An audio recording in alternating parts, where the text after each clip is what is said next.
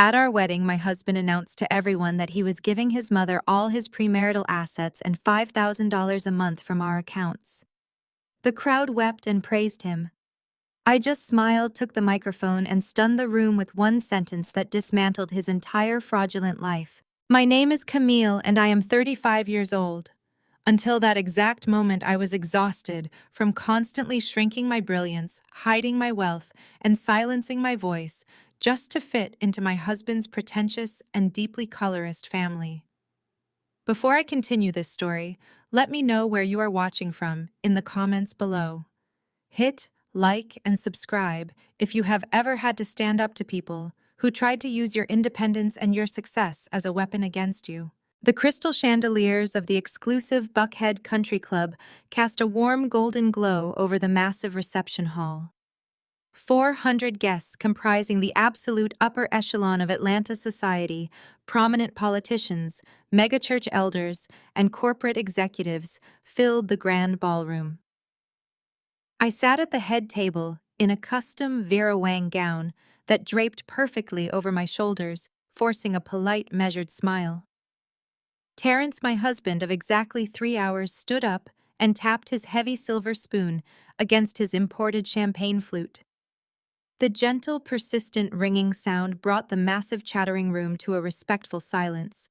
Terrence looked undeniably dashing in his tailored tuxedo, projecting the exact image of the highly successful, untouchable wealth manager he claimed to be.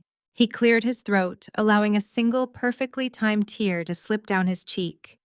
He did not look at me, the woman he had just vowed to spend his life with. Instead, his eyes locked directly onto his mother, Loretta, who sat at the adjacent table of honor surrounded by her high society church friends. He raised his glass and began his speech. He did not start by speaking of our future together or his devotion to our new marriage. Instead, he delivered a passionate, emotionally charged tribute to the matriarch of his family. He spoke at length about her sacrifices, her unwavering grace, her flawless reputation, and her elevated position as a pillar of their elite megachurch community. I kept my smile frozen in place, highly accustomed to his deeply enmeshed relationship with his mother and her constant demand for public worship. But then his tone shifted from sentimental reverence to strictly financial business. To honor the woman who made me a king, Terrence announced, his deep voice echoing through the state-of-the-art sound system. I am making a formal pledge today before God and all our loved ones. I am legally signing over all my premarital assets, including my luxury downtown condo, entirely to my mother. Furthermore, to ensure she never wants for anything in her golden years, I am committing $5,000 a month from our marital income directly to her accounts. This is how a true successful son honors his mother. The ballroom erupted into a frenzy of adoration. Church elders wearing bespoke suits leapt to their feet, clapping loudly and shouting their approval. Wealthy socialites dabbed their eyes with expensive linen napkins, whispering to each other about what a phenomenal, righteous man Terrence was. At the table of honor, I watched his brother Kendrick nodding in fervent agreement, while Kendrick's white wife Ashley leaned over to whisper excitedly to the church gossips beside her. Loretta stood up slowly, playing the part of the overwhelmed, divinely blessed mother to absolute perfection. She dabbed her perfectly dry eyes with a vintage lace handkerchief. Then deliberately and coldly, she turned her head and shot me a triumphant, icy smirk. That single fleeting look contained years of concentrated venom. It was the exact same smirk she gave me the first time Terrence brought me to her sprawling 12,000-square-foot estate. On that day, she had looked at my rich, dark skin and my natural hair, then loudly asked the room if Terrence was running a charity program for underprivileged inner-city girls. She had spent our entire 18-month engagement reminding me that I lacked the proper pedigree, that my family was not embedded in the right alumni chapters, and that I should just remain quiet and grateful that a handsome man from a prominent family was willing to elevate my social status. Sitting there under the blinding reception lights, the entire puzzle finally clicked into place. This extravagant wedding, the sudden rush to the altar, The massive guest list filled with people I did not even know. It was never about celebrating a union between equals. It was a highly calculated financial setup designed to secure Loretta's lavish lifestyle using my hard-earned money. They thought they had successfully trapped me. They assumed my love for Terrence had made me blind, docile, and financially compliant. They severely underestimated exactly who they had married simply because I had chosen not to brag about my private equity firm or the fact that I covertly funded half the commercial real estate in the city. I did not cry. I did not shrink into my chair, and I certainly did not run out of the room in shame as Loretta likely hoped I would. I reached for my crystal water glass, took a slow, deliberate sip, and calmly wiped my mouth with my napkin. I adjusted the heavy silk bodice of my gown, stood up with absolute perfect posture, and took a measured step toward the dais where Terrence was basking in his standing ovation. The applause was deafening. Bishop Thompson, the head of Loretta's congregation, shouted over the roaring crowd, praising Terrence for setting a godly standard for young men everywhere.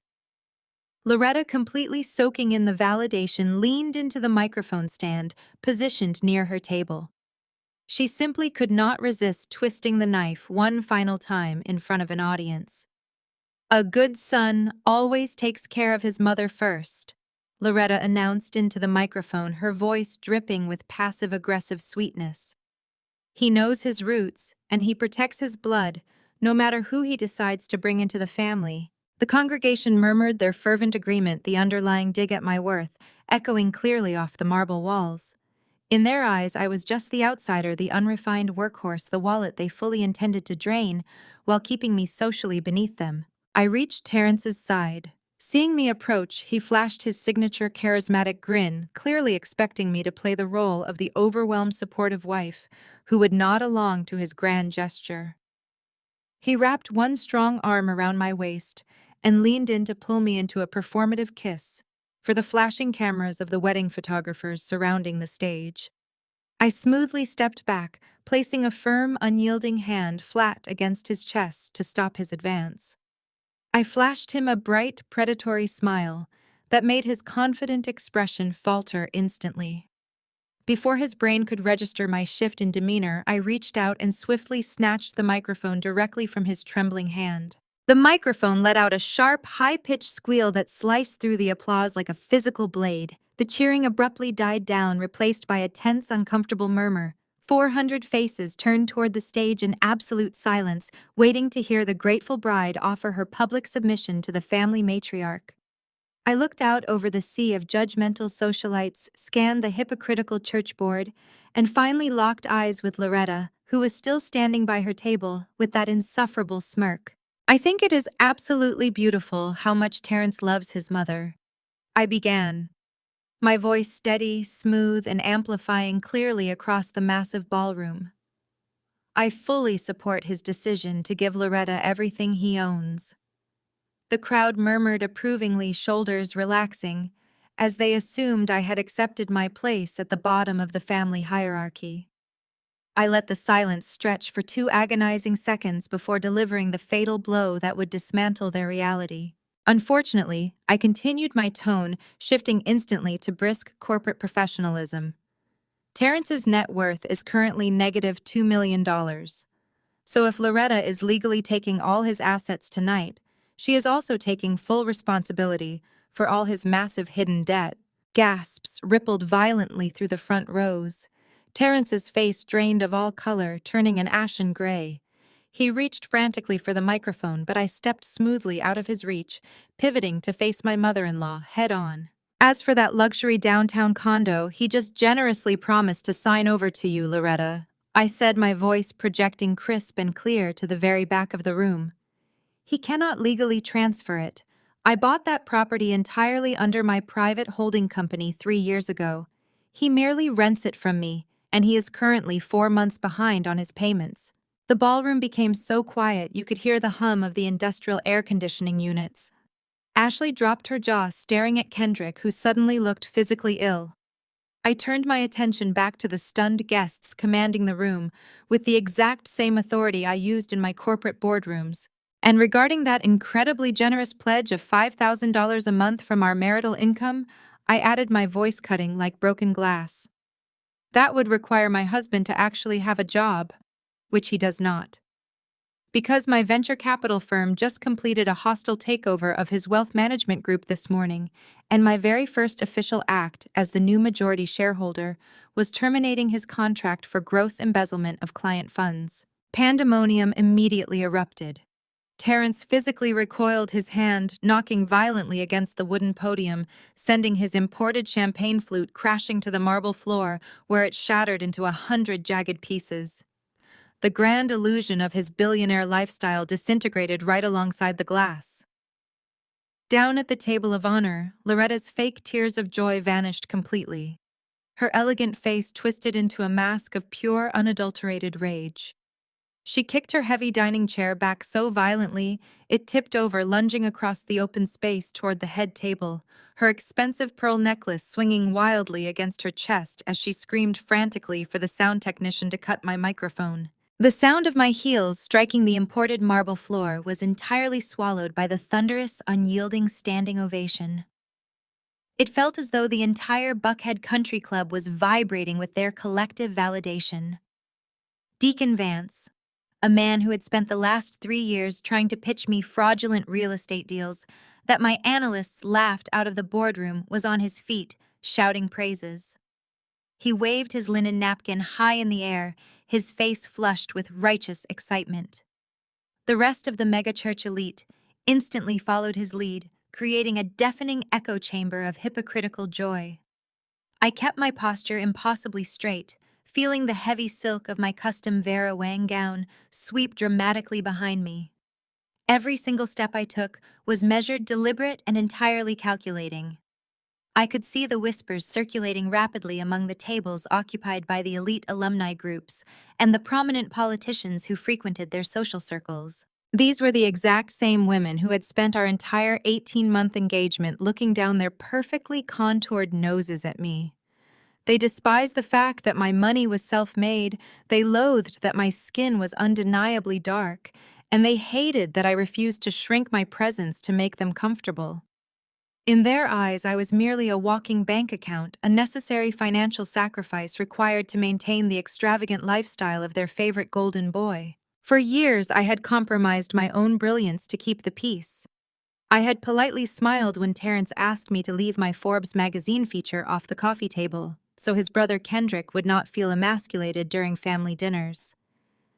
I had bitten my tongue until it bled when his mother made passive-aggressive comments about how my natural hair was not elegant enough for their high society galas. I had poured millions of dollars into their failing businesses, paid off their secret debts, and funded their lavish vacations, all while they treated me like the hired help who was lucky to be invited to the table. They truly believed that my silence was a symptom of weakness. They thought that because I did not brag loudly, I was stupid enough to be robbed blindly. Walking toward that stage, feeling the heat of the massive crystal chandeliers beating down on my shoulders, the last remaining shred of my patience evaporated. I was done shrinking. I was done financing my own disrespect. Up on the elevated dais, Terence handed the cordless microphone over to his mother. Loretta gripped it tightly with both hands, the massive, ostentatious diamond on her ring finger catching the light overhead. She wore a custom beaded gown that cost more than most of her congregation made in a year, completely paid for by the credit card linked to my corporate account. She looked out over the sea of impeccably dressed guests, her eyes gleaming with absolute venomous victory. She cleared her throat, ensuring every single person in the massive ballroom was hanging on her next word. Praise the Lord for a son who honors his roots. She projected her voice, carrying that practiced sanctimonious cadence she perfected every single Sunday in the front pew of their sprawling megachurch. A good black man always takes care of his mother first, no matter who he decides to bring into the family. A true king knows that the woman who raised him, the woman who prayed over him, is the only queen who truly deserves his crown. We must teach these incoming wives their proper place, lest they forget who built the table they are trying to sit at.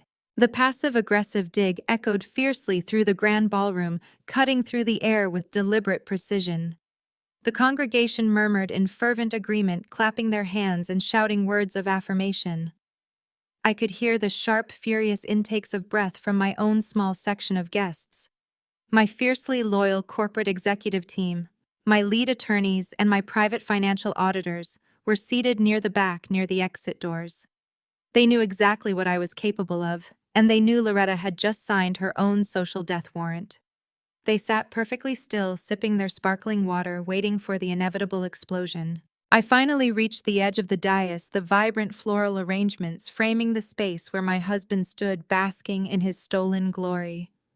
Terrence bounded down the 2 carpeted steps to meet me, completely misreading the dangerously calm expression resting on my face.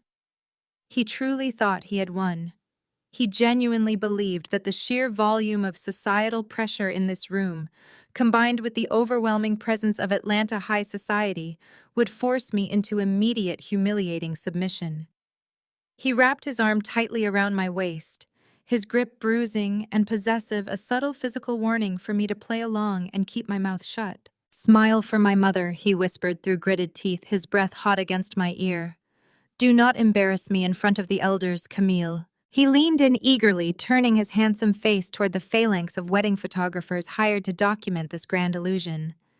He was angling for that perfect submissive bridal kiss, the final image needed to cement his dominance over my life and my assets in front of his adoring audience.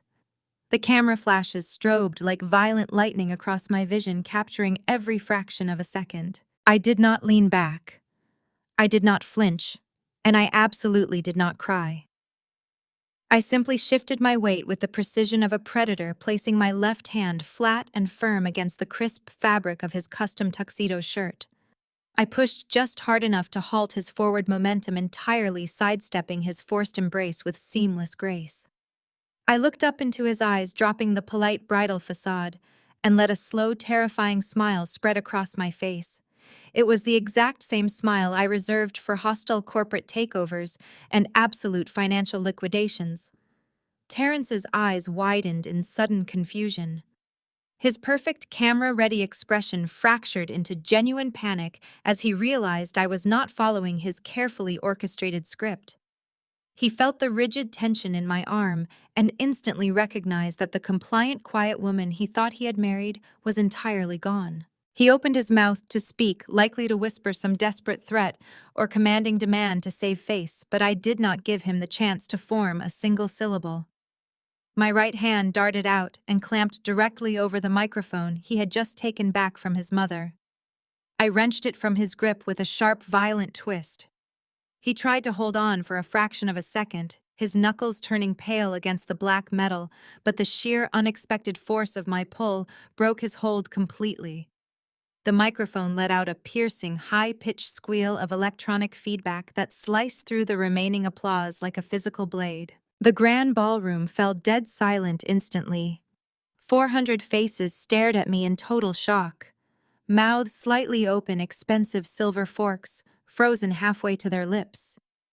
The silence was absolute, suffocating, and incredibly perfect. I stood at the direct center of the dais, the microphone cool and heavy in my right hand, feeling the immense power of having every eye in the room locked onto me.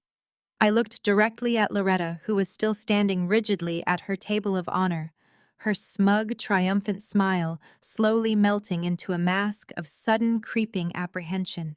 I brought the microphone to my lips, my voice projecting crisp, clear, and dripping with unbothered authority. "I think it is absolutely beautiful how much Terrence loves his mother," I announced, letting the crisp words hang in the heavy, silent air. "I fully support his incredible generosity and his public decision to give Loretta everything he owns. In fact, I am so deeply inspired by this touching display of familial devotion that I have a major announcement of my own to add to the pot." "Turn those cameras off right now!" Loretta shrieked, her voice shattering the polished acoustics of the grand ballroom. She scrambled over the opulent floral centerpiece spanning the length of the head table. Imported orchids and white hydrangeas tumbled onto the silk tablecloth as she lunged toward the dais. Her expensive pearl necklace swung violently against her chest, her face contorted into a mask of frantic, unadulterated panic. Kendrick immediately grabbed his mother by the waist to stop her from literally jumping over the table, while Terrence remained frozen in place, his mouth opening and closing like a suffocating fish. The wedding planner, a frantic woman gripping a headset, frantically signaled the waitstaff to close the heavy mahogany doors of the ballroom to shield the escalating disaster from the catering crew. Kendrick and Terrence finally snapped into action. They grabbed my arms, their grips tight with desperation, and shoved me forcefully toward the rear exit. I did not fight them. I allowed them to guide me, keeping my posture perfectly rigid, because the VIP bridal suite was exactly where I wanted to be for the next phase of my plan. The heavy door of the bridal suite slammed shut, instantly, cutting off the deafening roar of the 400 gossiping megachurch guests and elite socialites we had left behind in the ballroom. The silence in the private room lasted for exactly 1 second before Loretta completely abandoned her carefully crafted sanctimonious matriarch facade. Her face twisted into an expression of pure, unfiltered hatred. "You ungrateful, dark-skinned ghetto trash!" she screamed, her voice cracking with absolute rage. "I told Terrence not to marry a woman with no pedigree. You were supposed to sit down, shut up, and let my son elevate your social status. You were supposed to be grateful that a Blackwood even looked your way." I stared at her, quietly absorbing the venom she had successfully masked behind passive-aggressive prayers and tight, patronizing smiles for our entire 18-month engagement.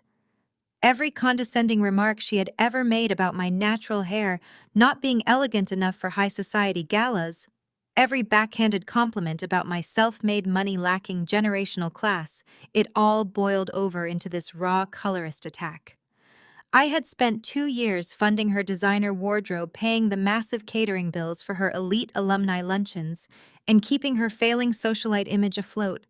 This was how she truly viewed me. In her eyes, I was just a dark-skinned workhorse, meant to quietly finance their grand illusion of superiority, while accepting my place at the bottom of their family hierarchy.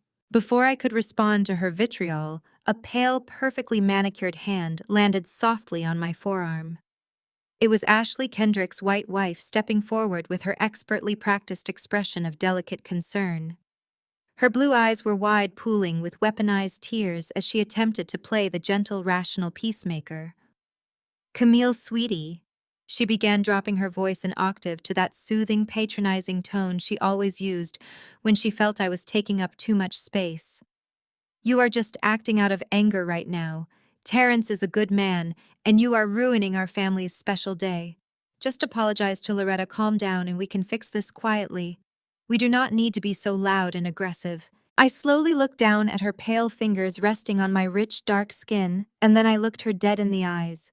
I smoothly brushed her hand off my arm, as if swatting away a minor pest. "Ashley, do not ever try to manage my tone," I said, my voice a lethal, quiet whisper that instantly froze the performative tears in her eyes. "And speaking of our family, since you are so deeply invested in Blackwood family business, did Kendrick happen to tell you where the seed money for your little boutique Pilates studio came from?" Ashley blinked rapidly, her performative sympathy instantly replaced by genuine confusion. "Kendrick told me he secured a private small business grant from a minority development fund," she stammered, glancing nervously at her husband. I let out a sharp, genuine laugh that echoed against the mirrored walls of the suite. "A grant, that is adorable. No, Ashley. The $200,000 it took to sign the commercial lease for your studio came directly from a forged equity line. Terrence illegally pulled that money from my private business accounts and transferred it to his brother, because Kendrick has not had an approved bank loan since his real estate firm went bankrupt 4 years ago. You built your entire wellness brand on my stolen money, and I am calling the loan in tomorrow morning." The color completely drained from Ashley's face. She turned slowly toward Kendrick, who was suddenly refusing to make eye contact with anyone in the room. He took a nervous step back, stammering an incoherent excuse about temporary cash flow, but Ashley did not wait to hear the end of his sentence. She raised her hand and slapped Kendrick across the face so hard the sound cracked like a whip in the confined space. Absolute chaos overtook the room. Amidst Kendrick and Ashley's sudden screaming match, Terrence realized that I was calmly holding my smartphone.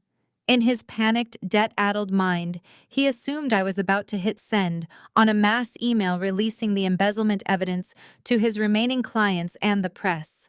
His handsome face contorted with sheer desperation. He lunged at me, grabbing both of my shoulders and slamming me backward against the massive vanity mirror. Bottles of expensive perfume and makeup brushes scattered and crashed across the marble counter. "Give me the phone, Camille," he snarled, his breath hot and reeking of expensive champagne and raw fear. "Give me the phone right now before I ruin you." I did not flinch. I did not struggle against his bruising grip. I simply raised my left wrist and tapped a single pre-programmed speed dial button on my smartwatch. The heavy mahogany door of the bridal suite kicked open with explosive, violent force. 4 tall men in tailored tuxedos stormed into the room. They were the exact same men who had stood beside Terrence at the altar just hours ago, the men he arrogantly assumed were merely seat fillers I had hired from an exclusive event agency to bulk up his groomsmen roster. They were not seat fillers. They were my covert, highly trained private security detail. Within a fraction of a second, 2 of the guards seized Terrence by the shoulders, forcefully peeling him off me and slamming him face first against the adjacent wall. Terrence cried out in shock, the seam of his expensive tuxedo jacket ripping loudly as they pinned his arms firmly behind his back. Kendrick froze instantly, raising his hands in immediate surrender as the 3rd guard stepped smoothly between him and Ashley, securing the perimeter of the room. The bridal suite was finally under my complete control. I stepped away from the vanity, calmly brushing a speck of dust off my shoulder. I reached behind my neck and firmly grasped the hidden zipper of my custom Vera Wang wedding gown. With one swift, fluid motion, I pulled the zipper all the way down. I let the heavy, intricately beaded silk slide off my shoulders, pooling into a massive, expensive white puddle on the floor. I stepped effortlessly out of the bridal illusion. Underneath the gown, I was already wearing exactly what I needed for the rest of my day, a razor-sharp, immaculately tailored white power suit. I smoothed the lapels of my blazer, picked up my phone from the vanity, and walked toward the open doorway. Loretta stood completely paralyzed in the center of the room, her chest heaving as she processed the absolute dismantling of her golden sons. Her elite socialite mask was entirely gone, replaced by the frantic, pathetic desperation of a cornered animal who realized the trap had snapped shut on her instead. "I control the church board in the country club," she screamed after me, her voice ragged and shrill as she watched me walk away. "I will tell everyone you had a mental breakdown. I will have you completely blacklisted in Atlanta society. You will be absolutely nothing in this city without the Blackwood name. You hear me? Nothing." I paused in the doorway and slowly turned my head to look over my shoulder. I met Loretta's frantic, terrified gaze with eyes completely devoid of warmth or mercy. "You cannot blacklist the bank, Loretta," I said softly. I nodded to my security team, signaling them to release a trembling, humiliated Terrence.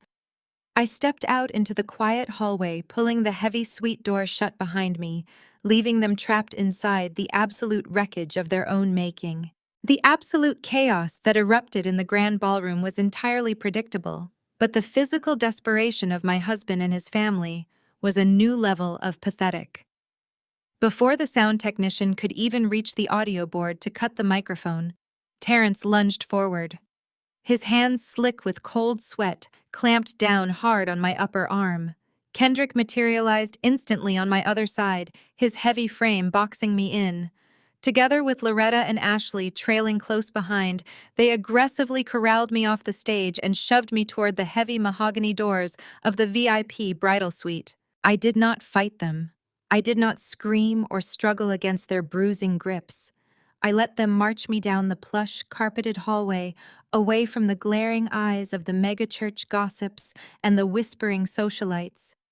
I wanted them exactly where we were going. I wanted them in a confined space where their polite, sanctimonious masks would finally slip off completely. Terrence shoved me through the doorway of the suite, and Kendrick immediately slammed the heavy doors shut, throwing the deadbolt with a loud, echoing snap. The sudden silence of the room was jarring, cutting off the roar of the 400 stunned guests we had left behind in the ballroom. The bridal suite still smelled heavily of expensive gardenias, imported hairspray, and the remnants of the morning's joyful anticipation. It was a pristine, beautiful room, which made the absolute ugliness of the people inside it stand out even more. Loretta did not waste a single second. The devout, graceful megachurch matriarch vanished entirely, replaced by a vicious, cornered predator. Her face was flushed dark with absolute fury, the veins in her neck bulging against her diamond choker. "You ungrateful, dark-skinned ghetto trash!" she screamed, her voice cracking with a raw, unfiltered hatred that she had clearly been holding back for years. "I told Terrence not to marry a woman with no pedigree. You were supposed to sit down, shut up, and let my son elevate your social status." She paced the length of the suite, her expensive heels stabbing violently into the plush carpet. I stood perfectly still in my heavy custom gown, absorbing the sheer breathtaking audacity of her words. This was the woman whose luxury lifestyle I had secretly funded for the past 2 years. I had paid for the very designer dress she was wearing to stomp around this room. I had quietly covered the exorbitant country club fees that allowed her to sip mimosas with the mayor's wife. Yet in her eyes, my financial brilliance and my self-made empire meant absolutely nothing because my skin was too dark and my bloodline lacked the superficial prestige of her elite Atlanta social circles. "You think your little tech money makes you our equal?" Loretta spat, stepping dangerously close to my face, her finger jabbing the air inches from my nose. "You are nothing but a workhorse. We brought you into a respectable black family. We gave you a respectable name. You were supposed to be grateful that a Blackwood even looked twice at you. You were supposed to play your part and fund this family the way a good wife should." The colorism, the classism, the sheer, unadulterated entitlement poured out of her in waves. For 18 months, she had subjected me to 1,000 tiny passive-aggressive cuts. She had gifted me skin-lightening creams disguised as luxury spa products. She had intentionally seated my working-class parents at the back of the engagement dinner. She had constantly reminded Terrence loudly enough for me to hear that he could have married a legacy debutante. I had swallowed every single insult, shrinking my presence and hiding my power to keep the peace for a man who it turned out was entirely complicit in my emotional abuse. Terrence was pacing the opposite side of the room, hyperventilating as he loosened his silk bow tie with trembling hands. "You are crazy, Camille," he shouted, his voice pitching high with panic. "You have completely lost your mind. You embarrassed me in front of the entire church board. You are going to march right back out there, get on that stage and tell everyone you had too much champagne. You are going to tell them it was a poorly timed joke. Do you hear me?" Kendrick remained posted by the locked door, trying to look physically intimidating, puffing out his chest and glaring at me as if he held any actual authority. It was a laughable display. He was trying to act like a bodyguard for a family that was currently surviving solely on the stolen funds from my business accounts. I did not answer Terrence. I did not react to Loretta's venomous insults. I simply stood my ground, my posture immaculate, letting a slow, terrifyingly calm smile spread across my face. My absolute silence unsettled them far more than screaming ever could. The panic in the room began to shift, thickening into a heavy, suffocating dread as they slowly realized that I was not having a hysterical breakdown. I was executing a highly calculated demolition. From the corner of the suite, a soft, deliberate rustle of silk broke the tension. Ashley, who had been hovering near the vanity mirror observing the carnage, decided this was her designated moment to intervene. She stepped forward, her movements painfully slow and exaggeratedly delicate. She arranged her face into a mask of deep manufactured sorrow, her pale blue eyes widening as they instantly pooled with practiced, weaponized tears. She closed the distance between us, exhaling a shaky, dramatic breath. With slow precision, she reached out and placed a perfectly manicured pale hand directly onto my dark forearm. It was the ultimate maneuver, preparing to use her fragile white peacemaker routine to tone police the angry black woman and force me back into compliance. Her fingers were ice cold against my skin, trembling with a highly choreographed vulnerability that she had undoubtedly perfected over years of maneuvering through uncomfortable situations. She leaned in closer, her eyes wide and pleading, projecting the exact image of the innocent, fragile bystander caught in the terrifying crossfire of someone else's unreasonable rage. It was a masterclass in performative innocence. Camille, sweetie. Ashley breathed, her voice dropping to a hushed, pacifying whisper, designed entirely to make my silence seem loud and my rigid posture seem inherently violent. You are just acting out of anger right now. We all say things we do not mean when we are overwhelmed. But Terrence is a good man, and you are ruining our family's special day. Just apologize to Loretta, calm down, and we can fix this quietly. We do not need to be so loud and aggressive. Loud and aggressive. The words hung in the air between us, a classic perfectly deployed dog whistle. I looked from Ashley's watery blue eyes to Loretta's flushed, triumphant face in the background. Loretta had just called me ghetto trash. She had explicitly stated I was brought in merely to be elevated by their superior bloodline. Yet I was the one being instructed to calm down. I was expected to swallow my pride, apologize to my abuser, and comfort the fragile white woman who was deeply inconvenienced by my refusal to be a compliant victim. For 2 years, I had watched Ashley navigate this family. She had happily consumed the lavish dinners I paid for, she had gladly accepted the expensive gifts I bought for their holidays, and she had comfortably ignored Loretta's blatant disrespect toward me because it kept her in the favored position. Now she was attempting to weaponize her tears to force me back into the submission this family required to function. I did not raise my voice. I did not move quickly. I simply looked down at her pale hand resting on my forearm, and then I locked eyes with her, letting the absolute freezing contempt I felt radiate outward. With agonizing slowness, I lifted my opposite hand and pinched the fabric of her tailored sleeve between my thumb and forefinger. I smoothly lifted her hand off my skin and dropped it back to her side, discarding her touch as if brushing away a mildly annoying insect. Ashley, do not ever try to manage my tone, I stated. My voice was a lethal, quiet whisper, but in that silent suite it carried the concussive force of a bomb. Her performative tears instantly froze. The practiced empathy vanished from her features, replaced by a sudden, sharp uncertainty. She took a tiny, involuntary step backward, the fabric of her designer bridesmaid dress rustling loudly in the quiet room. And speaking of our family, I continued deliberately emphasizing the words she had so freely weaponized against me to enforce my compliance. Since you are so deeply invested in the harmony and the legacy of the Blackwood Empire, I think we should discuss your specific financial contribution to it. Did Kendrick happen to tell you exactly where the seed money for your little boutique Pilates studio came from? Ashley blinked rapidly, her head snapping toward her husband. Kendrick had been standing near the locked door, trying to maintain an intimidating posture, but at the mention of the studio, his entire body went rigid. The color drained from his face so quickly, he looked physically ill. Kendrick told me he secured a private small business grant from a minority development fund, Ashley stammered. Her voice lost its breathy, pacifying quality, entirely hardening into genuine creeping confusion as she looked back and forth between me and her suddenly silent husband. He said the board loved my business plan. A grant, I repeated, letting a slow, razor-sharp laugh slip past my lips. That is adorable, Ashley. It truly is. I almost wish I could let you keep believing that fairy tale. But no. The $200,000 it took to sign the commercial lease for your studio in Midtown, the funds for the imported reformers, the marketing budget you bragged about endlessly. At my engagement party, absolutely none of it came from a grant. I shifted my gaze to Kendrick, who was suddenly refusing to make eye contact with anyone in the room.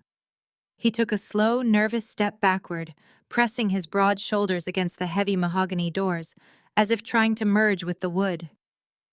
The arrogant, chest-puffing bodyguard routine from 2 minutes ago had completely evaporated. That money came directly from a forged equity line. I stated my words precise, corporate, and entirely unyielding. Terrence illegally pulled that capital from one of my private business holding accounts and wired it to his brother through a series of shell LLCs. He did this because Kendrick has not had an approved bank loan, a successful real estate closing, or a positive credit score since his firm went bankrupt 4 years ago. The bridal suite was so silent I could hear the faint, frantic ticking of the diamond Rolex on Terrence's wrist. I took a deliberate step toward Ashley, dismantling her entire reality piece by piece. "You built your entire female empowerment wellness brand on my stolen money," I told her, holding her terrified gaze.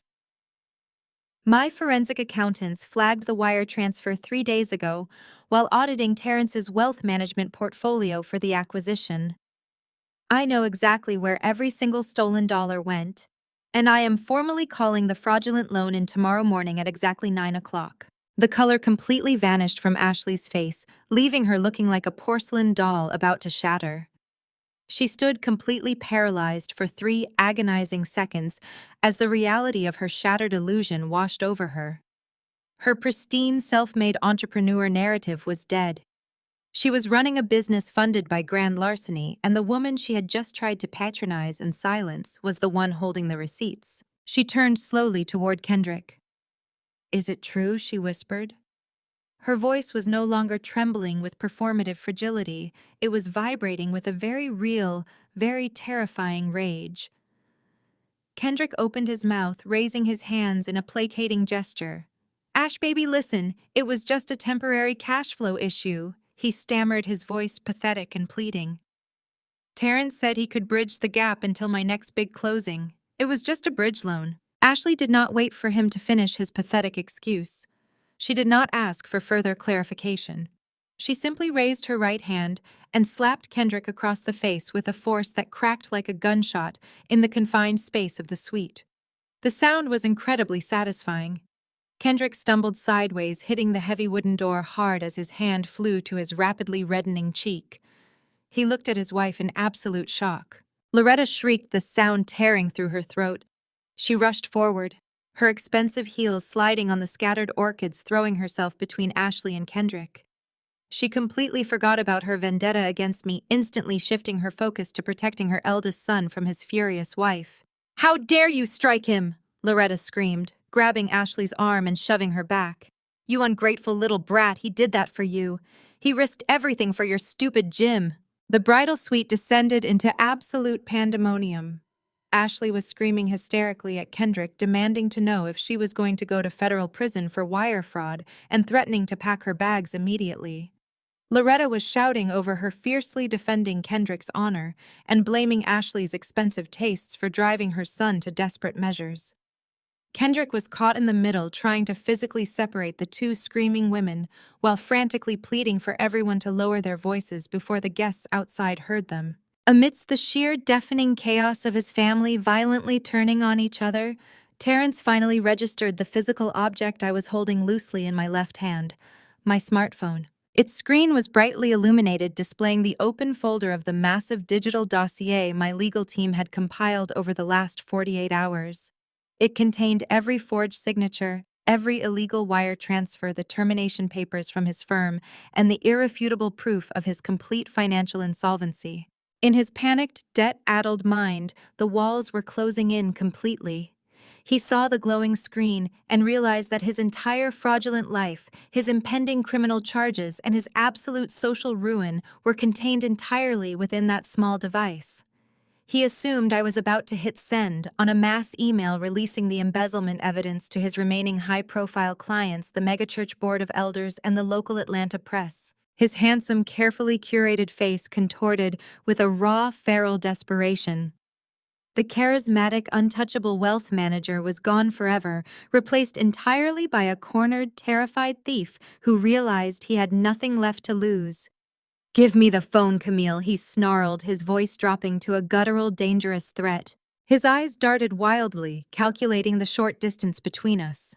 Before I could take a step back or call for my security detail. Waiting in the hall, he launched his entire body weight forward. He lunged across the crushed white hydrangeas on the marble floor, his hands hooked like desperate claws, trying to physically wrest the digital evidence directly from my hands. His heavy frame crashed into mine, knocking the breath from my lungs and pinning me hard against the massive vanity. The edge of the marble counter dug sharply into my spine, and the impact sent a tray of crystal perfume bottles tumbling to the floor, shattering into a fragrant, chaotic mess. Terrence was panting heavily, his face mere inches from mine, his eyes wild and bloodshot. His manicured fingers scrabbled frantically at my left hand, trying to pry my fingers open to get to the smartphone. He grunted, applying his full body weight, attempting to use physical intimidation to regain the control he had so spectacularly lost. He expected me to scream. He expected me to panic, to cry out for help, to dissolve into the fragile, easily manipulated woman his mother had always accused me of being. Instead, I simply stared back at him with eyes as cold and unforgiving as a winter storm. I did not flinch. I did not struggle against his bruising grip. My right hand, completely unbothered by his frantic assault on my left, moved with smooth, practiced precision. I raised my wrist slightly, bringing my smartwatch perfectly in line with my index finger. I maintained unbroken eye contact with my soon-to-be ex-husband as I pressed the single pre-programmed speed dial button on the digital face. The heavy mahogany doors of the VIP bridal suite did not just open. They exploded inward with a concussive force that rattled the framed artwork on the walls. The four tall men who stormed through the threshold were the exact same men who had stood beside Terrence at the altar just hours ago. Throughout the ceremony, Terrence had arrogantly assumed they were merely highly photogenic seat fillers, extras I had hired from an exclusive event agency to bulk up his side of the groomsmen roster and make the wedding photos look symmetrical. He had spent the entire morning slapping them on the back, offering them imported cigars, and bragging to them about his supposed wealth. They were not seat fillers. They were my personal, highly trained private security detail, and they moved with terrifying tactical efficiency. Before Terrence could even register the sound of the doors hitting the wall, two of the guards were on him. They seized him by the shoulders of his custom tuxedo, their grips like steel vices, and violently peeled him off my body. Terrence let out a sharp yelp of absolute shock as he was hoisted backward. They slammed him face first against the adjacent wall, the impact knocking the remaining fight right out of him. The expensive seam of his tuxedo jacket ripped loudly in the quiet room as they pinned his arms firmly behind his back, securing him instantly. Kendrick, who had been shouting at Ashley just moments before, froze entirely. He took one look at the heavily armed men securing his brother and immediately raised both of his hands in the air, pressing himself flat against the wallpaper in absolute surrender. The third guard stepped smoothly between the feuding couple, forming an impenetrable human barricade, while the fourth took a commanding position directly in front of the open doorway, sealing the room. The bridal suite was finally and completely under my absolute control. I stepped away from the edge of the vanity, taking a slow, deep breath to center myself. I calmly brushed a stray speck of crushed hydrangea petal off the bodice of my gown. The performative costume of the submissive bride had served its purpose. It was time to shed the disguise. I reached behind the nape of my neck and firmly grasped the hidden zipper of my custom Vera Wang wedding gown. With one swift, fluid motion, I pulled the zipper completely down my spine. I let the heavy, intricately beaded silk slide off my shoulders. The luxurious fabric cascaded down my body, pooling into a massive, expensive white puddle on the carpeted floor. I stepped effortlessly out of the bridal illusion, leaving the physical representation of their manipulated fantasy lying discarded at my feet. Underneath the extravagant gown, I was already wearing exactly what I needed for the rest of my day. I stood before them in a razor-sharp, immaculately tailored white power suit. The cut was aggressive, the fabric was flawless, and the silhouette was pure corporate armor. It was the exact suit I wore when I walked into hostile boardrooms to liquidate failing companies. I smoothly adjusted the lapels of my blazer, picked up my phone from the marble counter, and turned to face the room. Terrence was whimpering softly against the wall, his cheek pressed into the floral wallpaper, finally realizing the absolute magnitude of his miscalculation. Ashley was covering her mouth with both hands, staring at me in mute terror. And then there was Loretta. Loretta stood completely paralyzed in the center of the suite, her chest heaving as she processed the absolute systematic dismantling of her golden sons. Her elite socialite mask was entirely gone, shattered into a million irreparable pieces, replaced by the frantic, pathetic desperation of a cornered animal who suddenly realized the trap she had set had snapped shut directly on her own neck. I began walking toward the open doorway, my heels clicking sharply, rhythmically against the floorboards. I did not spare Terence a single backward glance. He was no longer a husband. He was simply a finalized transaction, an acquired asset slated for immediate liquidation. Seeing me move toward the exit, Loretta completely lost whatever tether to sanity she had left. She lunged forward, her expensive heels sliding on the scattered orchids, though my security detail instantly blocked her path.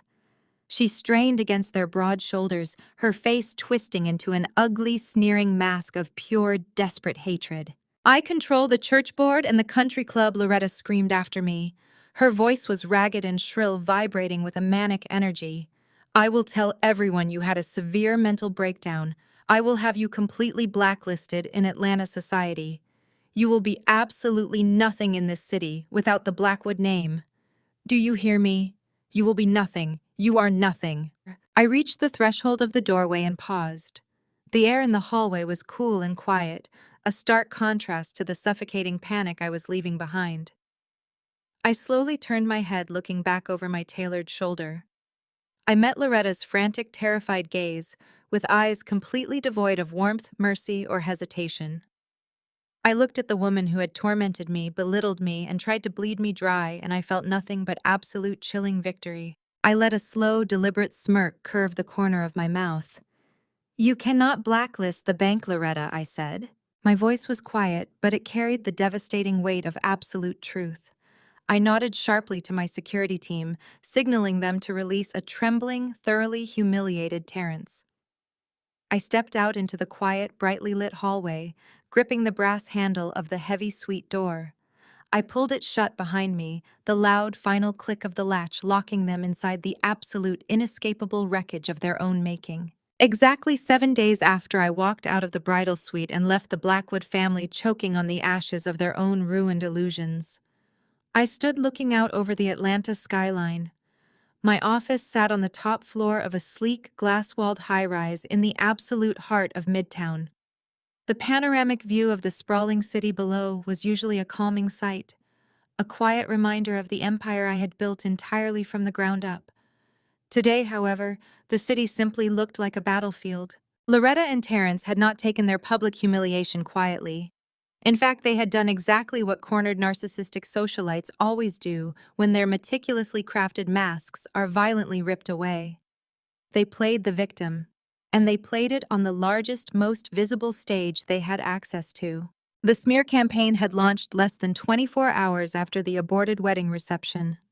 Loretta wasted absolutely no time weaponizing her position at their prominent megachurch.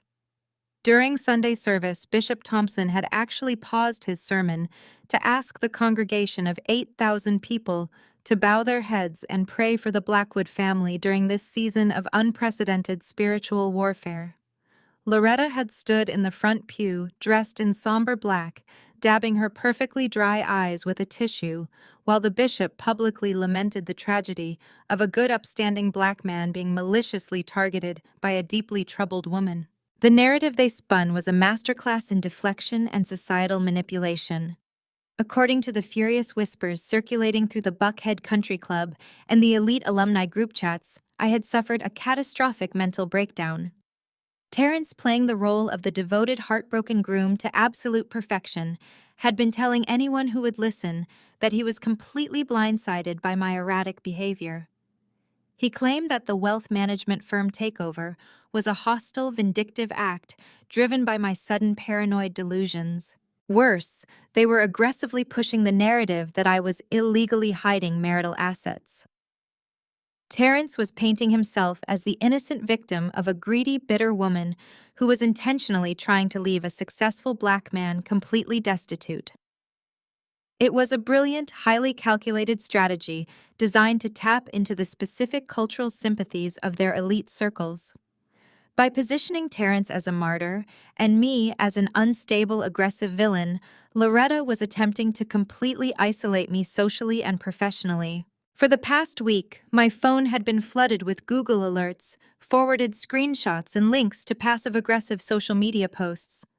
The church elders were posting long, rambling essays about the biblical duties of a submissive wife and the dangers of women who prioritize corporate ambition over family harmony. Ashley, entirely recovered from the shock of learning her Pilates studio was funded by grand larceny, had taken to Instagram to post cryptic quotes about surviving toxic narcissists and protecting her family's peace. They thought they were winning. They genuinely believed that by controlling the social narrative, they could force me into a corner. They assumed I would crack under the immense weight of public scrutiny, draft a tearful, apologetic press release, and beg to be allowed back into their exclusive gated world. They simply did not understand that I did not care about their world because I owned the land it was built on. I turned away from the floor-to-ceiling window as the heavy glass door of my office swung open. My executive assistant, a razor-sharp, fiercely protective woman named Elena, stepped into the room. Her usual calm demeanor was fractured by a tight, visible tension around her mouth. She was clutching an encrypted tablet against her chest, her heels clicking sharply against the polished concrete floor. "We have a situation," Camille Elena stated, her voice tight, with suppressed anxiety. She did not bother with pleasantries. We operated at a level where bad news needed to be delivered instantly and without hesitation. I walked over to my massive walnut desk and sat down in the high-backed leather chair, steepling my fingers. "Tell me." "It is the fallout from the country club network," Elena explained, sliding the tablet across the polished wood toward me. "Loretta has been making calls all week, leveraging her position on the charity gala committees. 3 of our Tier 1 investors just contacted my desk within the last hour. The Sinclair family, Marcus Sterling, and the Reverend Bishop Thompson's private holding group. They are all requesting immediate emergency meetings to discuss liquidating their portfolios and pulling their investment funding from our firm." I looked down at the tablet, scanning the urgent emails flagged in bright red. These were not minor accounts. These were elite clients whose massive multi-million-dollar portfolios served as cornerstone investments for my venture capital firm. "What is their stated reasoning?" I asked, my voice remaining entirely even and unbothered.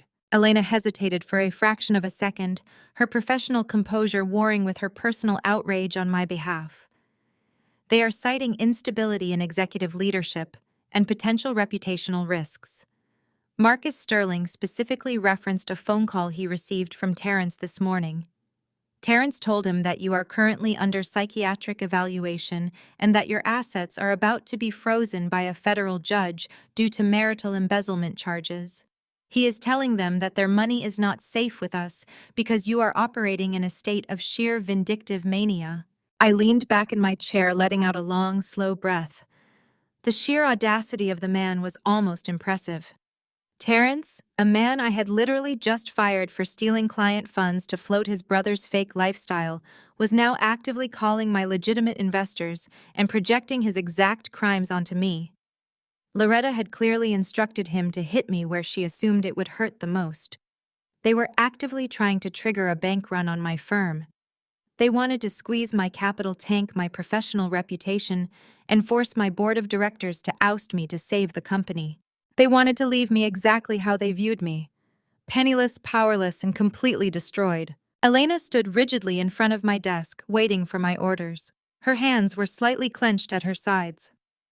"Should I draft a formal PR statement?" she asked urgently. "We need to get ahead of this narrative immediately. I can have our legal department send out cease and desist letters to Terrence and Loretta by noon. We can release the preliminary findings of Terrence's embezzlement audit to the clients privately to reassure them that your actions were purely fiduciary. We have to defend your reputation, Camille. They are dragging your name through the mud." I looked at Elena, watching the genuine panic in her eyes, and I did something that completely caught her off guard. I laughed. It was a rich, deep, genuine laugh that echoed brightly against the cold glass walls of the penthouse office. I was not hysterical. I was not angry. I was genuinely, thoroughly entertained. Elena blinked, completely stunned by my reaction. "Camille, they are threatening to pull $30 million in funding." "I know exactly what they are threatening, Elena," I said. allowing my smile to sharpen into something entirely predatory. But we are not going to send a single cease and desist letter.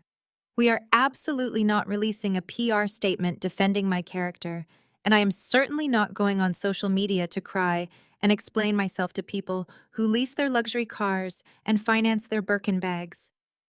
If you explain, you look like you are defending yourself. And queens do not defend themselves to peasants. I stood up from my desk, smoothing the immaculate lines of my tailored blazer. I walked around the massive wooden structure and leaned against the edge, crossing my arms over my chest. Loretta thinks she can use the church pulpit and the country club gossip mill to squeeze me financially. I stated, my tone shifting from amused to lethally cold. She thinks she holds the ultimate power in this city because she controls the social calendar. She thinks she can hit my pockets by scaring away her little wealthy congregation members. I looked directly at Elena, who was now watching me with rapt, silent attention. But Loretta forgot a very critical piece of information when she declared this little war. I continued softly. She forgot who owns the financial architecture that keeps her precious megachurch running. I uncrossed my arms and leaned forward, resting my hands flat on the desk. Do not call the PR team, Elena. Call my lead forensic accountant. I want you to pull the complete commercial ledgers for Bishop Thompson's megachurch. Specifically, I want every single unredacted file regarding the multi-million-dollar community expansion fund that Terrence personally managed before my firm acquired his wealth group last week. Elena's eyes widened in sudden, brilliant comprehension. She realized exactly what I was doing. Loretta wants to use the church to destroy my business. I said, a dark, unforgiving promise laced through every single syllable. So we are going to use my business to completely dismantle her church. Let us see how loud she prays when she finds out I hold the mortgage to her sanctuary. Pull the files, Elena.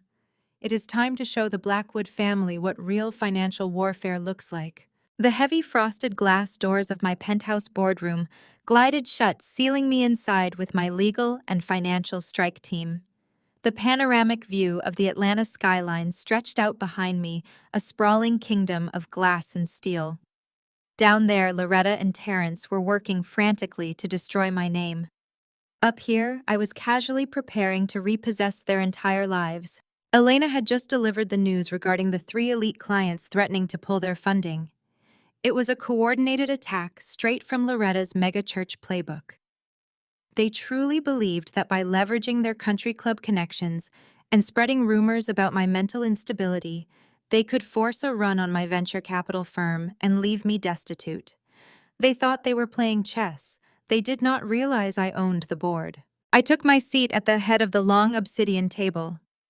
Marcus, my lead attorney, sat to my right, flanking me alongside 3 forensic accountants who looked hungry for blood. Let us begin with the crown jewel of the Blackwood Empire, I stated, my voice echoing crisply in the sterile room. Loretta Blackwood loves to boast about her sprawling 12,000-square-foot estate in Buckhead. She hosts her elite alumni galas there. She uses the marble columns and the imported topiary gardens as physical proof of her superior pedigree. She tells everyone it has been in the family for generations. Marcus slid a thick, leather-bound file across the table toward me. A predatory smile tugged at the corner of his mouth. Generations of debt, perhaps, he replied smoothly. I opened the file, looking at the highlighted figures I had secretly known about for over 2 years. When Terrence and I first started dating, he played the role of the wealthy heir perfectly. But my background in venture capital taught me to never trust a man who talks too loudly about his assets. I had run a quiet, routine background check on his family. That was when I discovered the Blackwood estate was drowning in multiple underwater mortgages. They were entirely leveraged, living month to month on a toxic cocktail of high-interest loans just to keep up appearances. 2 years ago, when the bank finally moved to foreclose on Loretta, I stepped in through a blind trust. I explained to the room, tapping the pristine financial records. I bought the debt. I bought the mortgage. I am the shadow investor holding the deed to that entire property. Loretta has absolutely no idea that the dark-skinned woman she calls ghetto trash actually owns the roof over her head. One of the junior accountants leaned forward, adjusting his glasses. Miss Wilson, According to these ledgers, the Blackwood estate mortgage has been in severe default for the past 8 months. No payments have been made. I smiled, a cold, sharp expression that made the accountant sit back in his chair. That is because Terrence has been intercepting the mail, I revealed. He knew the money was gone. He knew I had cut off his access to my secondary accounts when I caught him making unauthorized withdrawals. Instead of telling his mother the truth, he simply started hiding the foreclosure notices. He let Loretta continue to throw her lavish parties, completely oblivious to the fact that she was dancing on the edge of a financial cliff. Marcus folded his hands together. We have full legal standing to initiate eviction proceedings immediately. We can have the sheriff throw her designer luggage onto the front lawn by Friday. Not yet, I commanded, closing the file with a sharp snap. Evicting her is too easy.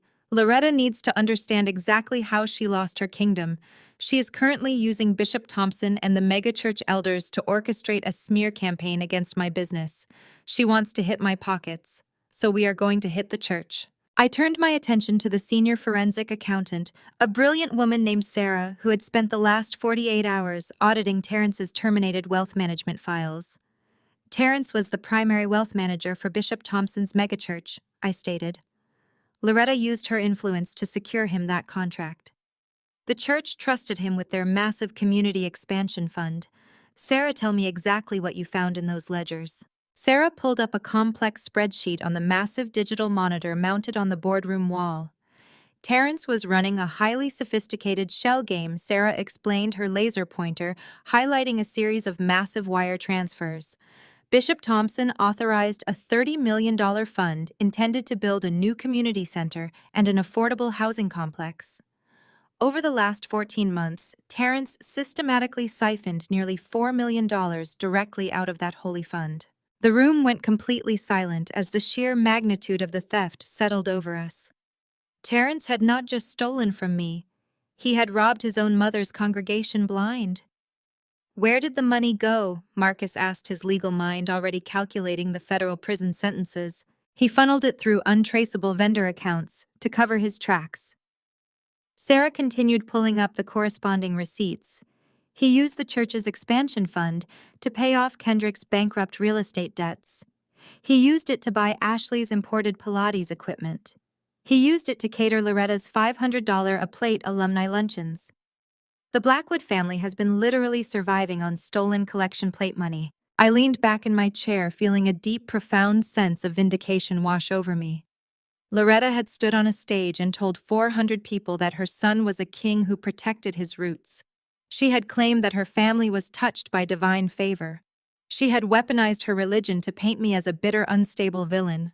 Now I held the exact weapon needed to destroy her most prized possession, her reputation. Bishop Thompson called my office this morning, threatening to pull his $30 million investment from my firm because Loretta convinced him I was having a mental breakdown. I said, my voice dropping to a lethal, commanding octave. He wants his money. He is going to get an audit instead.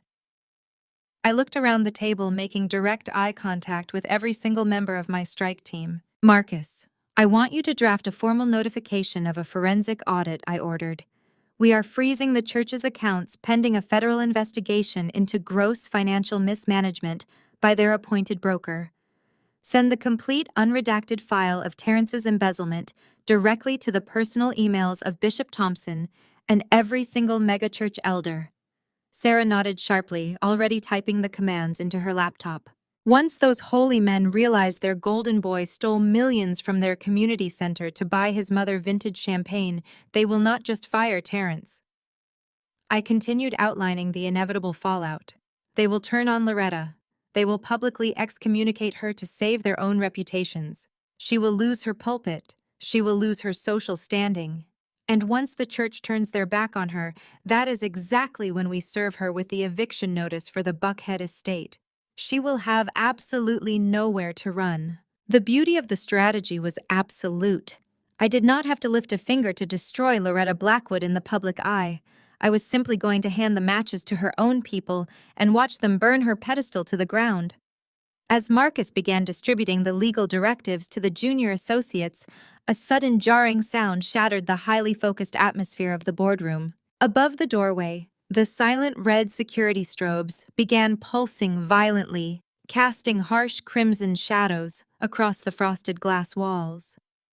My private office was equipped with a state-of-the-art lockdown protocol designed to alert me the moment an unauthorized individual breached the executive lobby downstairs. Elena's voice crackled frantically over the secure intercom in the center of the table. "Camille, I am so sorry." He bypassed the lower security desk. "He is coming up the private executive elevator right now. Building security is 2 minutes behind him." Before Elena could finish her frantic warning, the heavy glass doors of the boardroom were thrown open with a violent shattering force. Terrence burst into the room. He looked absolutely nothing like the arrogant, impeccably groomed man who had tried to force me into submission at the altar a week ago. His designer suit was violently wrinkled, his tie was missing, and his face was slick with a terrified, greasy sweat. His eyes were wide, bloodshot, and darting frantically around the room, taking in the presence of my legal team and the massive digital spreadsheets displaying his financial crimes glowing brightly on the wall. He realized instantly that he was completely out of time. Terrence let out a ragged, guttural sob. His knees buckled beneath him, and he collapsed onto the imported hardwood floor, dropping hard onto his knees directly in front of my chair. The heavy, sickening thud of Terrence's knees hitting the imported hardwood floor echoed loudly against the glass walls of my penthouse office. He stayed there, his head bowed, his shoulders shaking with genuine, unfiltered panic. The 4 heavily armed members of my security team immediately moved to flank him, their hands hovering near their tactical belts, but I raised a single finger, signaling them to hold their positions. I wanted to hear exactly what a cornered Blackwood sounded like when the arrogance, the entitlement, and the pristine socialite mask were entirely stripped away. He looked up at me. His custom silk shirt was completely soaked with sweat, clinging transparently to his chest, and his designer tie was hanging loosely around his neck. The man who had strutted through Buckhead country clubs, demanding absolute respect, was entirely gone. "Camille," he gasped, his voice cracking violently as he struggled to pull air into his lungs. "Camille, you cannot do this." I leaned back in my high-backed leather chair, steepling my fingers together and letting the silence stretch until it became agonizing. "Cannot do what, Terrence? Cannot initiate a legal forensic audit on a firm I just rightfully acquired. Cannot reclaim my own stolen funds. Cannot call in a defaulted mortgage on a property that legally belongs to my shadow trust. My mother," he choked out, crawling a few agonizing inches forward on the floor. "You cannot put her on the street. She is an older woman. Her heart cannot take the shock of a public eviction. The country club, the church, the entire city of Atlanta will watch her get thrown out like common trash. Please, I am begging you on my hands and knees. Take the luxury cars, take my investment accounts, take whatever you want from me, but leave the Buckhead estate alone." I stared at him, genuinely marveling at the sheer, unadulterated delusion that still clung to him even as his life collapsed. "Take your accounts. Terrence, you do not have any accounts. You have toxic debt, you have catastrophic leverage, and you have impending federal embezzlement charges. You have absolutely nothing left for me to take." He visibly recoiled, shaking his head frantically as tears finally spilled over his eyelashes, tracking through the greasy sweat on his cheeks. "The audit, Camille.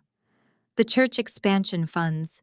If you hand those unredacted files over to Bishop Thompson, the elders will hand them straight to the federal authorities to protect their own reputations. Do you have any idea what they do to wealth managers who steal millions from a megachurch congregation? I will go to federal prison. They will completely destroy me in there. You cannot send your own husband to a federal penitentiary. You sent yourself to a penitentiary the very second you decided to forge my signature and siphon money from a community housing project to pay for your brother's fake luxury lifestyle." I stated, my voice completely devoid of empathy. Then came the pivot. The desperate, entirely predictable, manipulative pivot. He reached out his hands, hovering in the empty air, as if wanting to touch the edge of my walnut desk, shifting seamlessly from aggressive entitlement to playing the ultimate victim. "I did it for you," he cried, his chest heaving as he stared up at me with wide, bloodshot eyes. "I did all of it for you, Camille." Marcus, my lead attorney, let out a harsh, involuntary scoff from the side of the boardroom table. Even my stoic forensic accountant stopped typing, staring down at Terrence in utter breathless disbelief. I did not blink. Explain that to me, Terrence.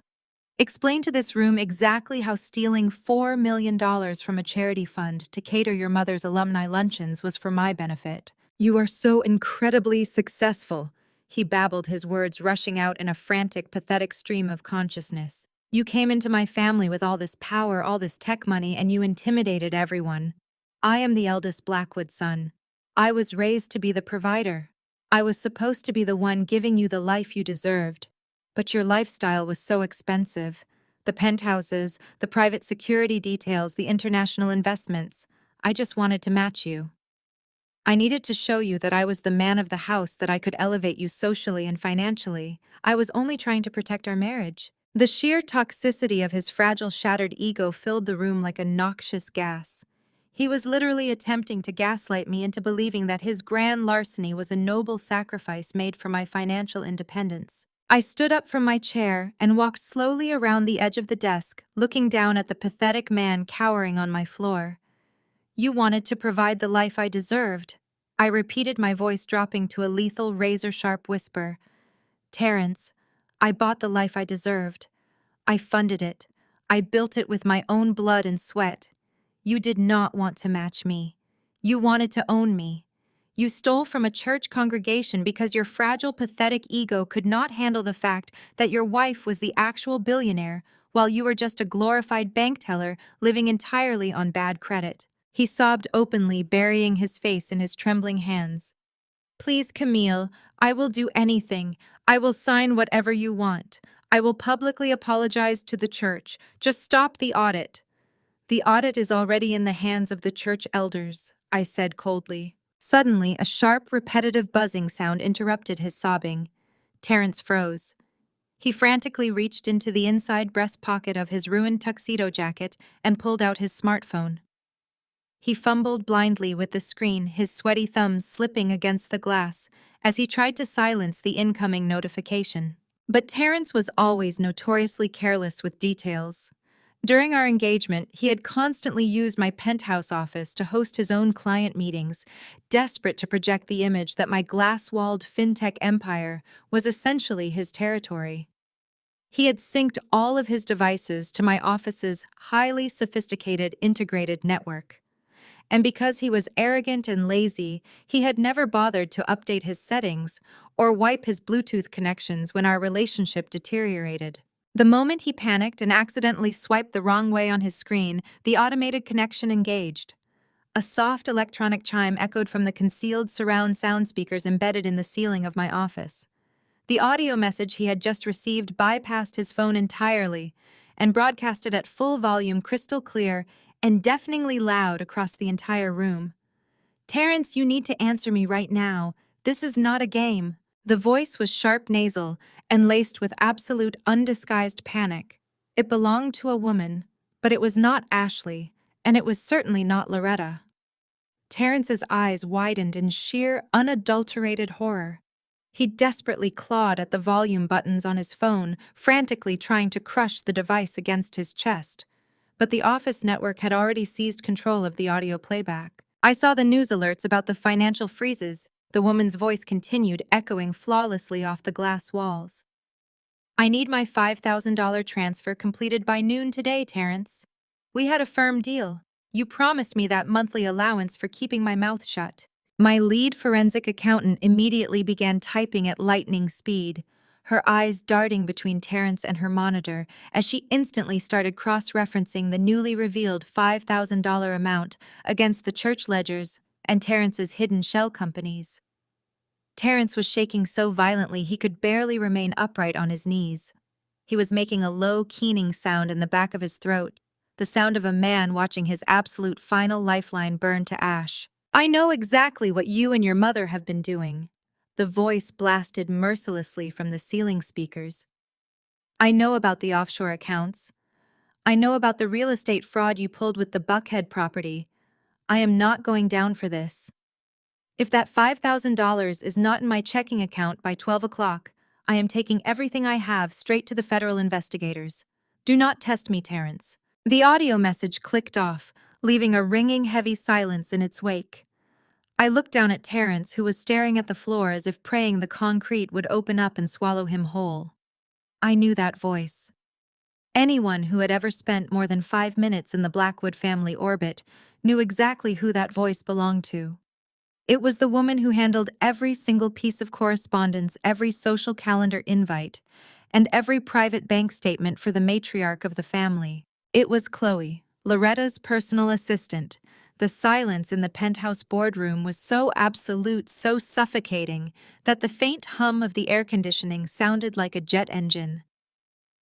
Terrence remained frozen on the floor, his face buried in his hands, completely broken by the echo of Chloe's voice. I stared down at the top of his head as the puzzle pieces slammed together with brutal, perfect clarity in my mind. Chloe. The quiet, fiercely loyal assistant who shadowed Loretta to every charity gala and country club luncheon. The woman who arranged Loretta's dry cleaning, managed her social calendar, and apparently serviced her married son on a strict $5,000 monthly retainer. It was diabolical. It was sickening. And it was pure Loretta Blackwood. I walked slowly back to my leather chair and sat down, resting my elbows on the polished obsidian table. Loretta hated my financial independence.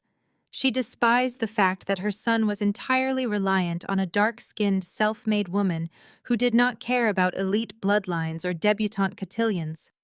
She wanted Terrence to be the undeniable king of his household. But since Terrence was fundamentally incapable of building his own kingdom, Loretta had simply purchased a compliant subject for him to rule over. "She hired her own assistant to be your mistress," I stated. The words hung in the sterile air, cold and sharp. "She orchestrated the entire affair. She put a subordinate in your bed to stroke your massive, fragile ego because she knew you could not handle a wife who out-earned you. She wanted you entertained, complacent, and completely under her thumb." Terrence lifted his head. His face was a mottled, ugly shade of red. He did not deny it. He did not even try to defend his mother's deeply disturbed manipulation. Instead, he fell back on the most pathetic, predictable defense in the history of unfaithful men. He tried to blame me. "You left me no choice, Camille." He choked out, his voice rising in a desperate, defensive whine. "You were never home. You worked 80 hours a week building this fintech empire. You were always on a plane, always in a boardroom, always closing a deal. You made me feel like an employee in my own marriage. I needed a woman who actually made me feel like a man." Chloe listened to me.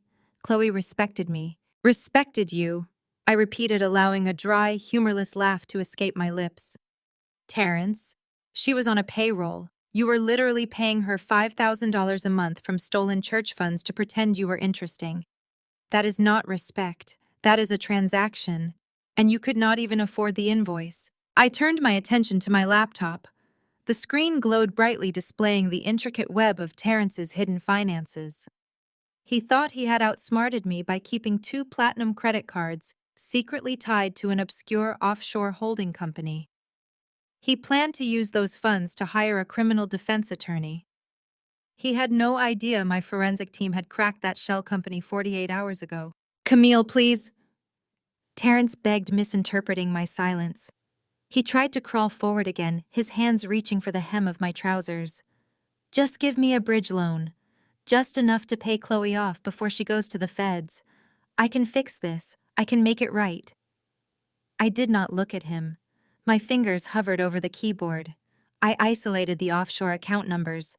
I highlighted the routing codes. "You are not fixing anything," I said softly. I pressed the enter key with a definitive, satisfying click. "I just froze your last 2 operational credit cards. The offshore accounts are locked. Your routing numbers have been flagged for suspicious activity. You have absolutely zero access to liquid capital." Terrence gasped, a horrible, wet sound of pure terror. He scrambled to his feet, swaying unsteadily as the blood rushed from his head. "You cannot do that. I have nothing. How am I supposed to pay for a lawyer? How am I supposed to eat?" I closed my laptop and looked up at my security team. The 4 men stood at attention, waiting for my command. "Remove him from my building," I ordered. If he resists, feel free to use whatever force you deem necessary to protect my corporate property. And if he ever sets foot within 500 yards of this high-rise again, have him arrested for trespassing." The guards moved instantly. Two of them seized Terrence by the arms, dragging him backward toward the heavy glass doors. He thrashed wildly, his expensive leather shoes scrambling uselessly against the polished concrete floor.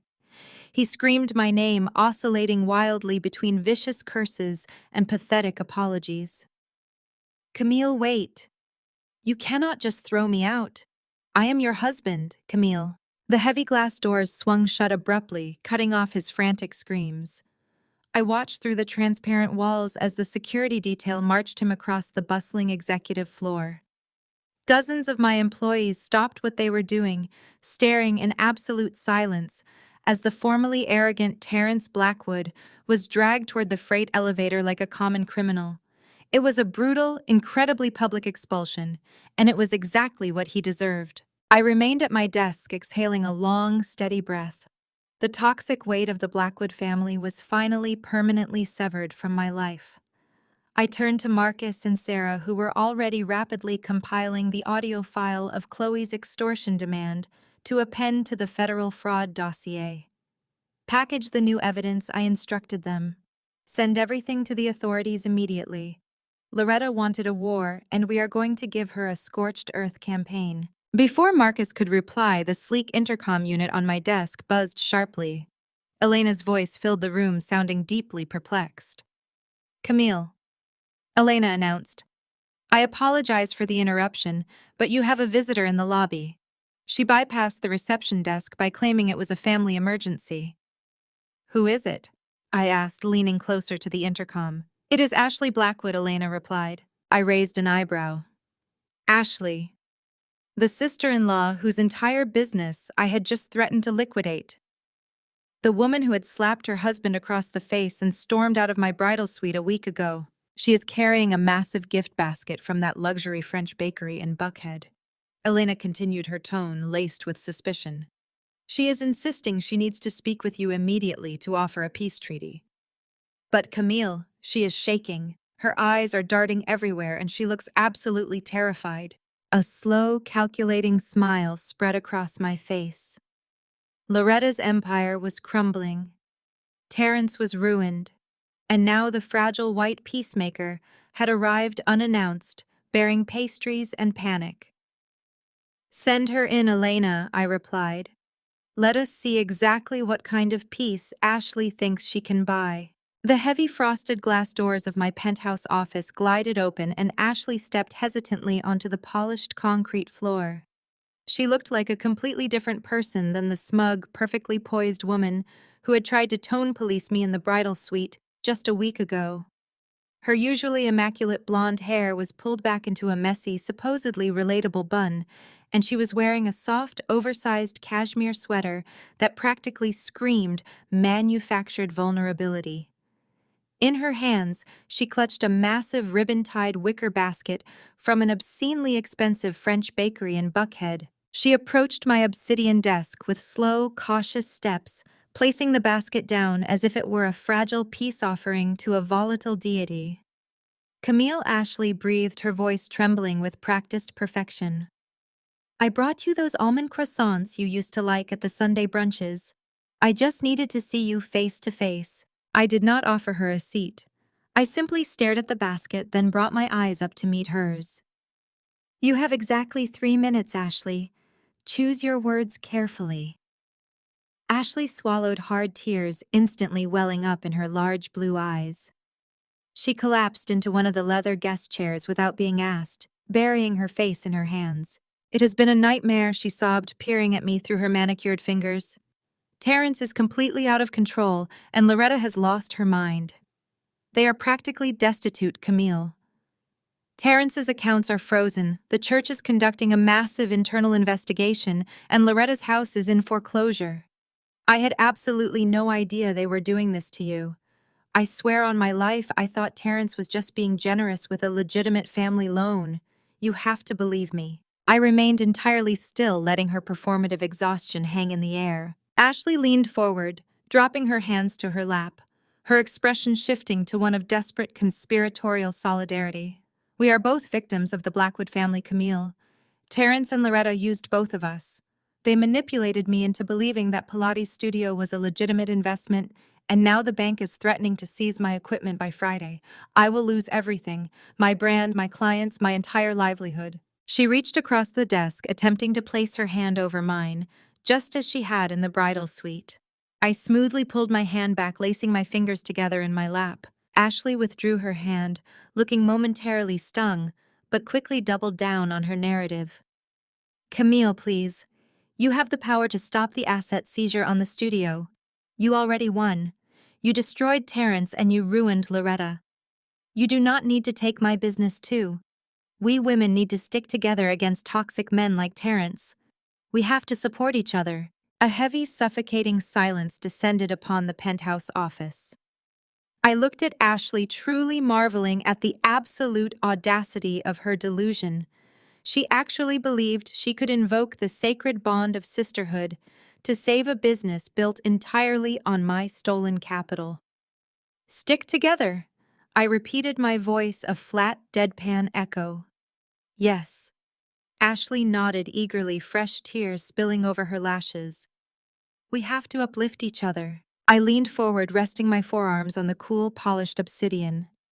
That is a fascinating philosophy, Ashley. I am just curious where this profound dedication to sisterhood was for the last 2 years, because I certainly do not remember you trying to uplift me. Ashley blinked, the eager, conspiratorial smile faltering on her lips. Camille, I was always nice to you. You were never nice to me, I corrected her, my tone surgical and precise. You were polite. There is a massive difference. You were polite because I was funding the luxury lifestyle you so desperately wanted to be a part of. But beneath that polite, progressive facade, you spent every single family gathering, systematically reducing my presence so you could shine. I stood up, slowly pacing behind my desk, my heels clicking sharply against the floor. Let us talk about your unique brand of sisterhood. Let us talk about how you constantly appropriated Black culture whenever Kendrick brought his fraternity brothers around. You would slip into an exaggerated urban accent, use slang you barely understood, and quote rap lyrics to seem edgy and accepted. You treated our culture like a trendy costume you could put on for clout. I stopped pacing and locked eyes with her. Yet the absolute second Loretta made a disparaging comment about my natural hair or my skin tone, you retreated instantly into your safe, fragile white silence. You wore the culture like an accessory, but you refused to defend the actual Black woman sitting right next to you. Ashley's face drained of color. That is not fair. I was intimidated by Loretta too. Do not insult my intelligence, I snapped, my voice cracking through the room like a whip. You were not intimidated. You were complicit. You thrived on the dynamic. You loved being the favored, acceptable daughter-in-law. Do you remember Thanksgiving last year? Loretta intentionally forgot to hire the catering staff. When it was time to clear the table, you did not ask me to help you. You literally handed me your dirty, half-eaten plate and told me to make sure the wine glasses were topped off before I came back from the kitchen. You treated me like the help in my own home. Ashley opened her mouth to argue, but I cut her off completely, my voice dropping to a lethal, commanding register. You expected me to shrink, Ashley. You expected me to be small, silent, and compliant so you could play the role of the exceptional, progressive white savior who married into a wealthy Black family. You happily consumed the extravagant dinners I paid for.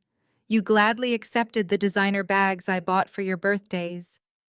And you never once questioned where the $200,000 for your Pilates studio came from, because you fundamentally believed you were entitled to it. I walked back to my chair and sat down, looking at her with absolute freezing finality.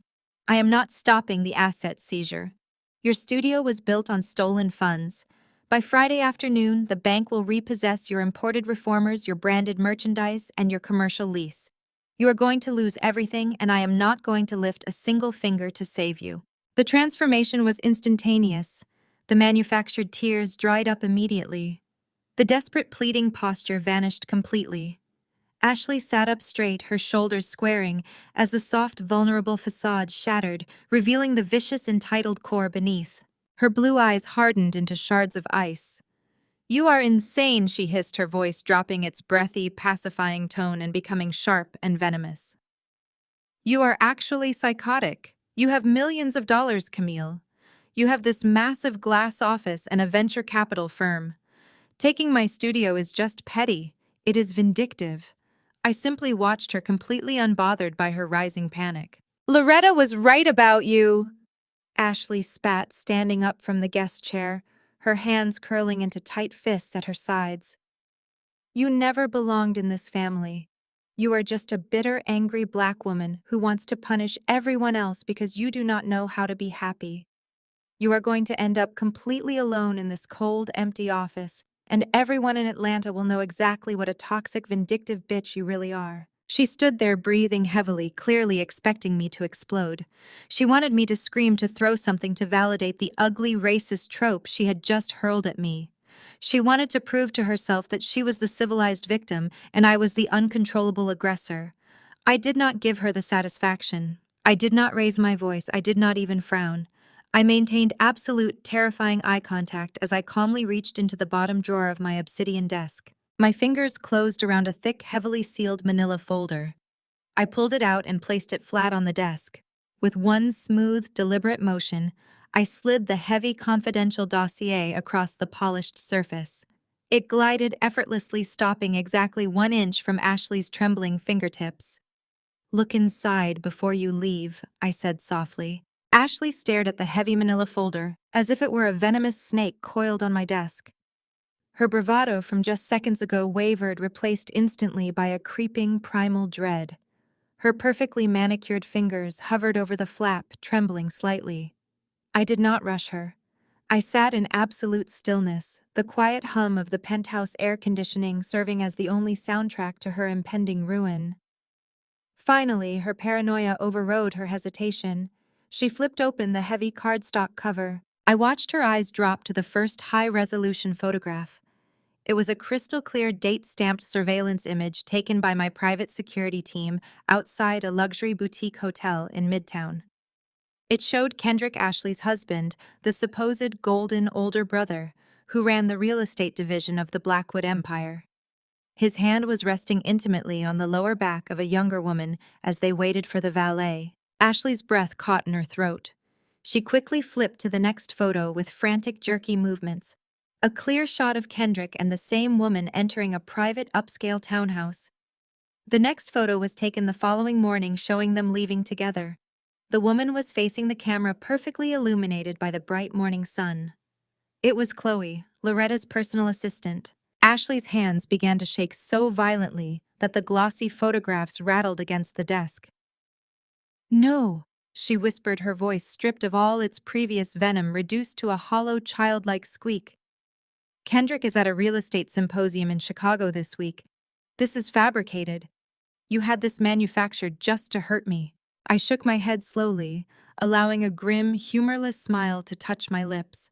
"Look at the timestamps, Ashley. Look at the metadata printed clearly at the bottom of every single page.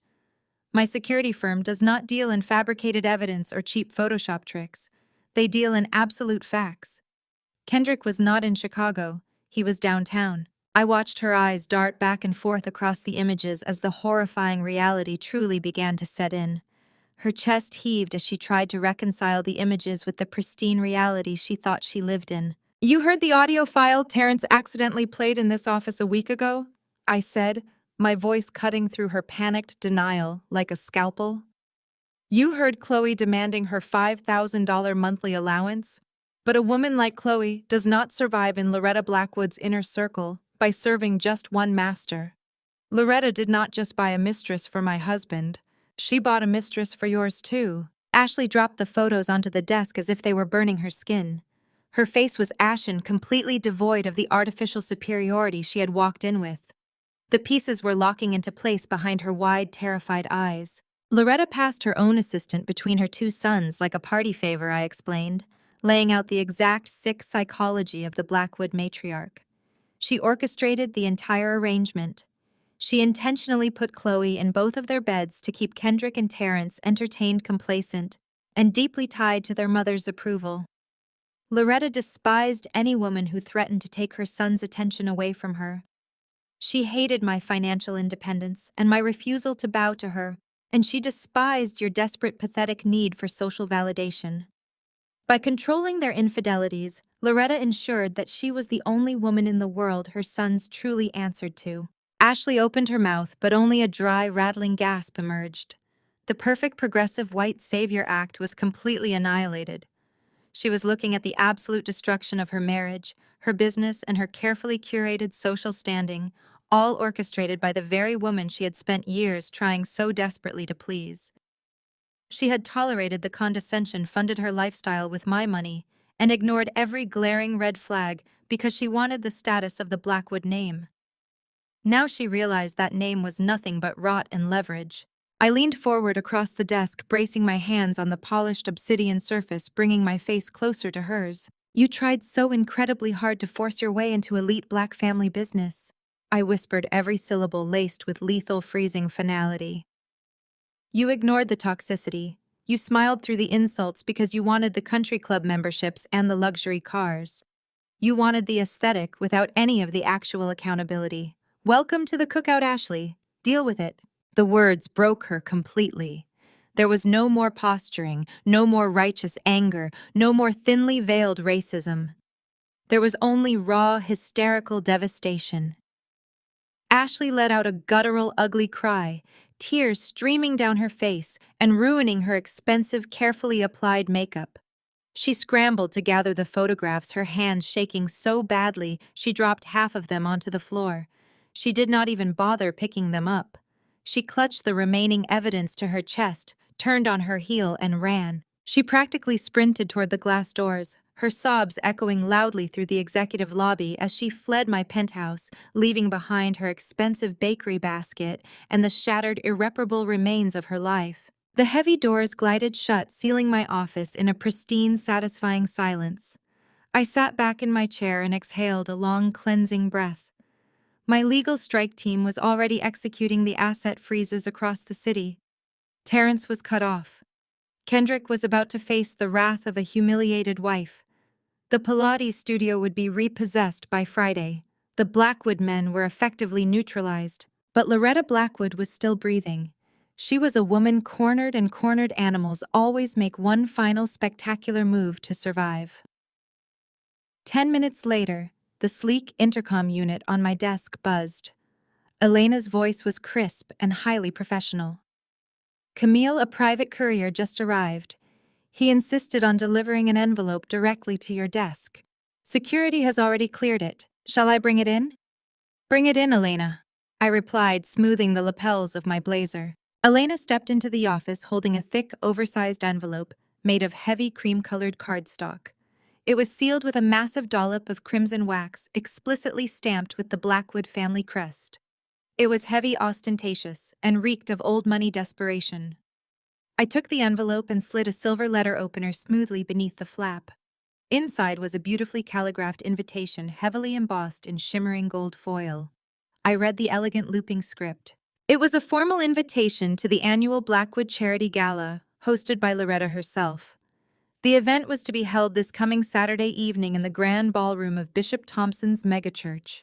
A slow, predatory smile spread across my face as the absolute brilliance of her desperation became clear. It was a masterclass in manipulation. Loretta knew the walls were closing in on her. She knew Terrence's accounts were frozen. She knew the church was starting to ask questions about the community funds. And she knew her massive Buckhead estate was facing imminent, undeniable foreclosure. She was bleeding cash and losing social capital by the second. So she was throwing a massive, highly publicized charity gala to save face. She was going to stand in front of her entire congregation, the city's political elite, and the megachurch elders, projecting an image of absolute wealth stability and divine favor. She was going to use the guise of a charitable foundation to secretly solicit massive tax-deductible donations from her wealthy friends. She intended to funnel that charity money directly into her own failing trusts to pay off her underwater mortgages and keep her fraudulent kingdom from collapsing. She truly believed she could outrun a federal audit. She thought she could simply buy her way out of the truth by putting on a sparkling ball gown and quoting scripture. I tapped the heavy gold-embossed cardstock gently against the surface of my desk. Loretta wanted a grand stage to prove she was untouchable.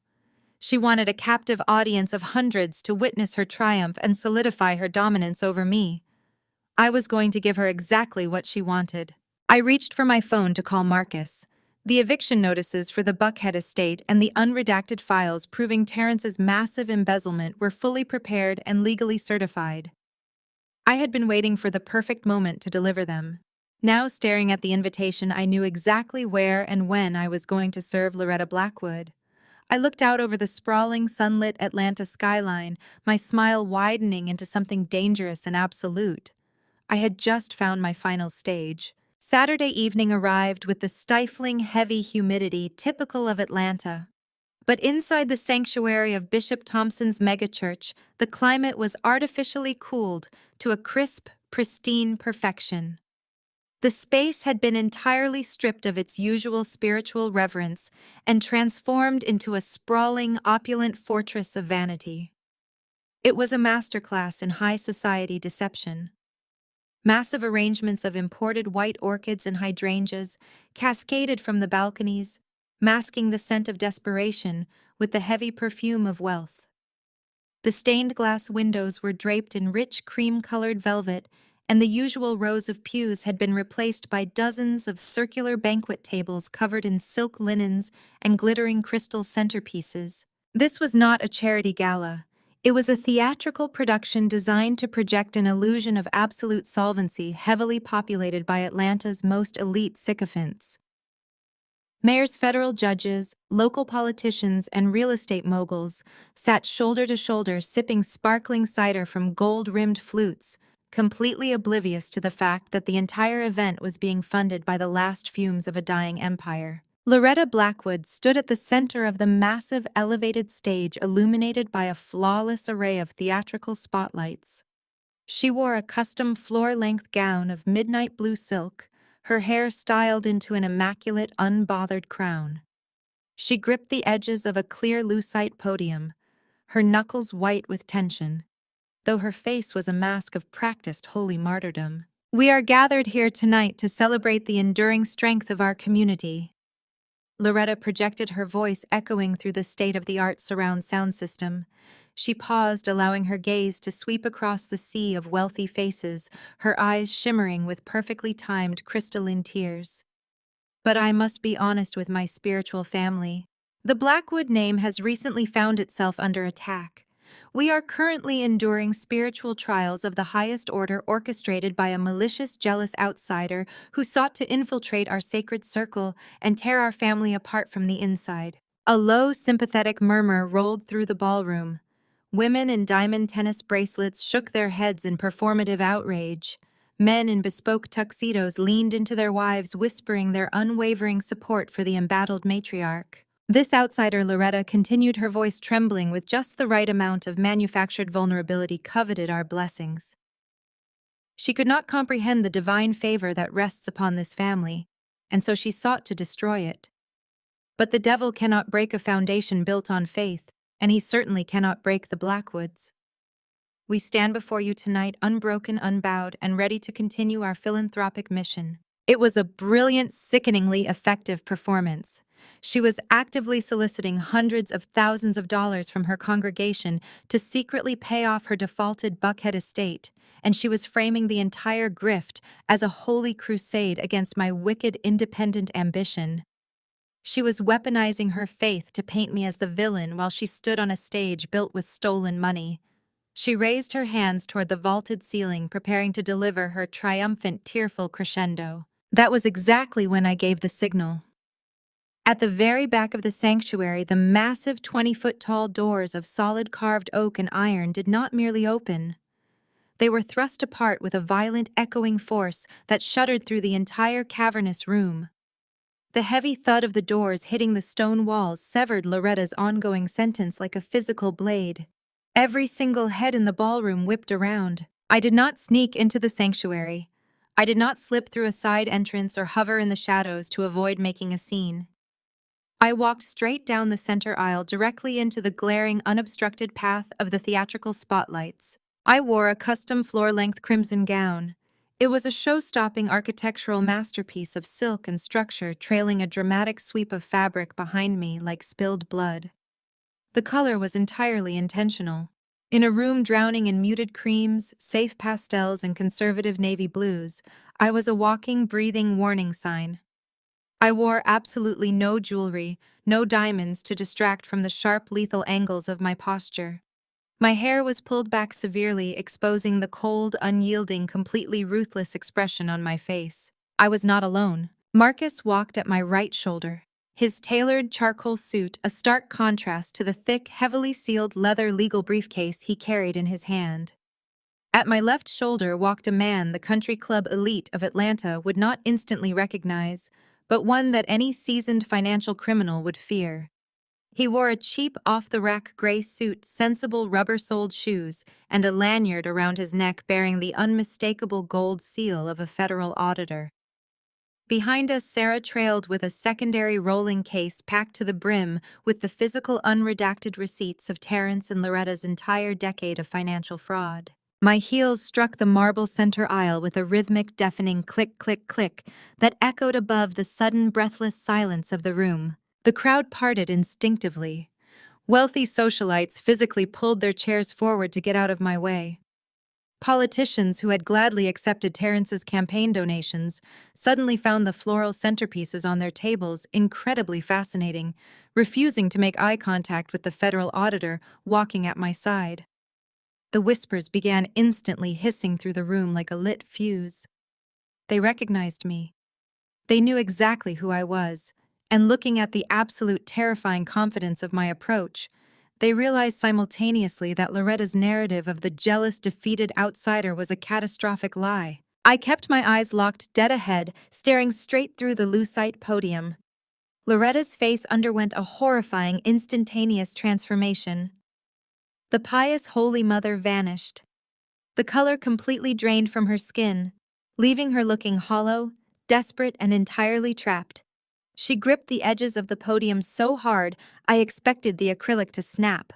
She looked frantically to the wings of the stage, searching for Terrence, searching for Kendrick, searching for anyone to intercept me. But Terrence was locked out of his own life, currently sitting in a cheap hotel room with zero access to his credit cards, and Kendrick was busy dealing with a hysterical, humiliated Ashley, who had finally learned the truth about their shared mistress. Loretta was completely, utterly alone on her grand stage. Bishop Thompson, sitting at the head table near the stage stairs, panicked. He was a man deeply invested in maintaining the flow of capital, and the sudden arrival of a federal auditor flanked by an army of high-powered attorneys threatened to derail the entire fundraising agenda. He scrambled out of his seat and rushed to the secondary microphone stand on the edge of the stage, attempting to regain control of the narrative before the whispers completely consumed the room. "What a blessing," Bishop Thompson announced, his voice booming with forced, sweaty joviality, desperately trying to pivot the attention away from my relentless march. "What a true blessing to see so many familiar faces joining our holy cause tonight. Let us channel this incredible energy into our main event. It is time to commence the Founders Charity Auction." I reached the front of the stage just as the bishop waved his hand toward a massive digital display board. I stopped perfectly in the center of the aisle, standing directly below Loretta. I did not look at the bishop. I looked only at her, letting her see the thick, heavily sealed legal folders Marcus and the auditor were holding. She was physically trembling, her eyes darting like a cornered animal. "Tonight, our premier auction item is a symbol of our community's enduring legacy," the bishop proclaimed, sweating profusely under the stage lights. "The highest bidder will receive the exclusive, highly coveted Founders Circle key, along with the absolute, unquestionable right to take this very stage and deliver tonight's keynote address to our distinguished guests. We shall begin the bidding at $20,000. A wealthy real estate developer near the front raised his paddle. $20,000. $30,000, a country club wife chimed in from the left wing. The bidding climbed quickly, driven by the elite egos in the room, completely ignorant of the execution about to take place. $40,000. $50,000. The room began to hum with the familiar, intoxicating rhythm of competitive philanthropy. $60,000. Bishop Thompson called out, pointing to a state senator in the second row. Do I hear 65? Do we have 65,000 for the right to address this magnificent congregation? I did not raise a paddle. I did not wait for the auctioneer to acknowledge me. I simply took one step forward, planting my crimson heel on the first velvet-lined step of the stage stairs, and projected my voice with a crisp, lethal clarity that sliced straight through the chaotic chatter of the ballroom. $100,000. The entire sanctuary went dead, completely silent. The echo of the number seemed to bounce off the vaulted ceilings and settle heavily onto the silk-covered tables. Every single face turned back to me. Bishop Thompson swallowed hard, his eyes wide, as he looked down at me. "Miss Wilson," he stammered, his polished demeanor cracking under the sheer weight of the bid. "We require the funds to be immediately actionable. We do not accept pledged trusts for the founder's key." I snapped my fingers without breaking eye contact with Loretta. Marcus stepped forward instantly. He popped the latches on his leather briefcase, pulled out a thick certified cashier's check, drawn directly from my primary venture capital holding account, and slapped it face up onto the bishop's designated offering table. $100,000, I repeated, my voice echoing loudly in the silent room. Cleared, liquid, paid in full right now. The bishop stared at the certified check, completely paralyzed. The rules of his own auction bound him. The highest bidder owned the stage. He slowly looked up, stepping away from the microphone stand and gesturing weakly toward the center stage. "Sold," he whispered into the mic. I did not hesitate. I walked up the velvet-lined stairs, the heavy silk of my crimson gown sweeping ominously behind me. I bypassed the bishop completely and walked directly toward the center podium. Loretta was still standing there, frozen, her hands glued to the acrylic edges. "Move!" I commanded, my voice so low that only she could hear it. Loretta's mouth opened, but no sound came out.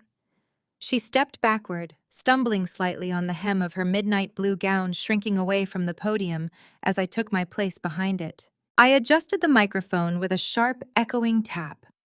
I looked out over the sea of wide, terrified eyes, over the federal judges, the politicians, and the elite congregation who had just spent the last 20 minutes listening to Loretta Blackwood paint me as a jealous villain.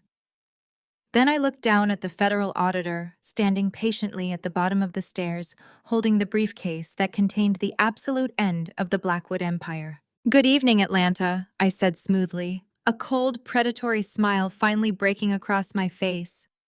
"Loretta was just speaking to you about spiritual trials and malicious outsiders. But since I paid $100,000 for this microphone, I think it is time we talk about the truth. Let us talk about where your community expansion funds actually went." I did not wait for Bishop Thompson to regain his breath or for Loretta to formulate her first lie. I simply raised my left hand, angling a single manicured finger toward the darkened sound and lighting booth suspended high above the sanctuary balcony. 3 days ago, my private security team had paid a very quiet, very lucrative visit to the megachurch's head audiovisual director. For a cash sum that exceeded his annual salary, he had happily agreed to lock himself inside the booth tonight, bypass the church's standard broadcast feed, and accept a highly encrypted flash drive from my lead attorney. The moment I pointed to the booth, the massive state-of-the-art digital jumbotrons flanking the stage went completely black. The sudden darkness snuffed out the glowing golden charity logos that had been radiating across the ballroom, plunging the front of the sanctuary into a harsh, expectant shadow. Loretta gasped, lunging forward to grab the microphone from my hand, but Marcus moved with terrifying speed. My attorney stepped seamlessly between us, using his broad shoulders and his imposing height to physically block her path. On my left, the federal auditor crossed his arms, staring at Loretta with a dead professional emptiness that made her freeze exactly where she stood. A loud electronic hum reverberated through the speakers. The jumbotrons flickered violently, and then in razor-sharp, blinding high definition, the truth illuminated the room. "This is the Blackwood family legacy," I announced, my voice echoing with a cold, absolute authority that pinned every single guest to their seats. On the massive screens, a highly detailed, undeniable forensic accounting ledger appeared. The font was large enough for the politicians in the back row to read every single digit clearly. At the top of the document, highlighted in a glowing, undeniable yellow, was the title of the church's most sacred financial pool, the Community Housing Expansion Fund. I read aloud my words, dropping like stones into the breathless silence of the room. A $30 million initiative built on your tithes, your donations, and your desperate hopes to uplift this city. A fund entirely entrusted to your beloved wealth manager, Terrence Blackwood. I tapped the podium. The screens shifted instantly. A split screen appeared. On the left side was a direct wire transfer out of the housing fund explicitly signed by Terrence. On the right side was the destination of that exact sum. It was not a construction company. It was not a housing charity. It was a digitally scanned, fully authenticated receipt from an imported luxury auto dealership in Miami. Terrence Blackwood did not build affordable housing for this community, I stated. Watching the horrified realization ripple through the front rows of the congregation. He built a custom, fully loaded Maybach. He purchased it using exactly $240,000 of your charity money. But that is merely the beginning of his spiritual trials. Loretta was hyperventilating now. She was trapped behind Marcus, her hands frantically gripping the fabric of her midnight blue gown. "Turn it off!" she screamed, her voice completely devoid of its usual aristocratic polish, reduced to a raw, panicked shriek. "Bishop, cut the power. Cut the microphones right now. This is a cyber attack." Bishop Thompson furiously signaled the security team, waving his arms frantically at the balcony. But the men standing in the aisles did not move. They were looking at the screens. They were looking at their own stolen money. "Let us look at the consulting fees." I continued, my voice rolling over Loretta's screams like a tidal wave over a sinking ship. The jumbotrons flashed again. This time, a series of automated monthly bank transfers filled the screens. They were perfectly staggered, executing on the first of every month for the last 2 years. Each transfer was for exactly $5,000, routed from the church expansion fund through a dummy corporation and deposited directly into a personal checking account. I looked down at the wives of the church elders sitting in the VIP section. Their faces were ashen.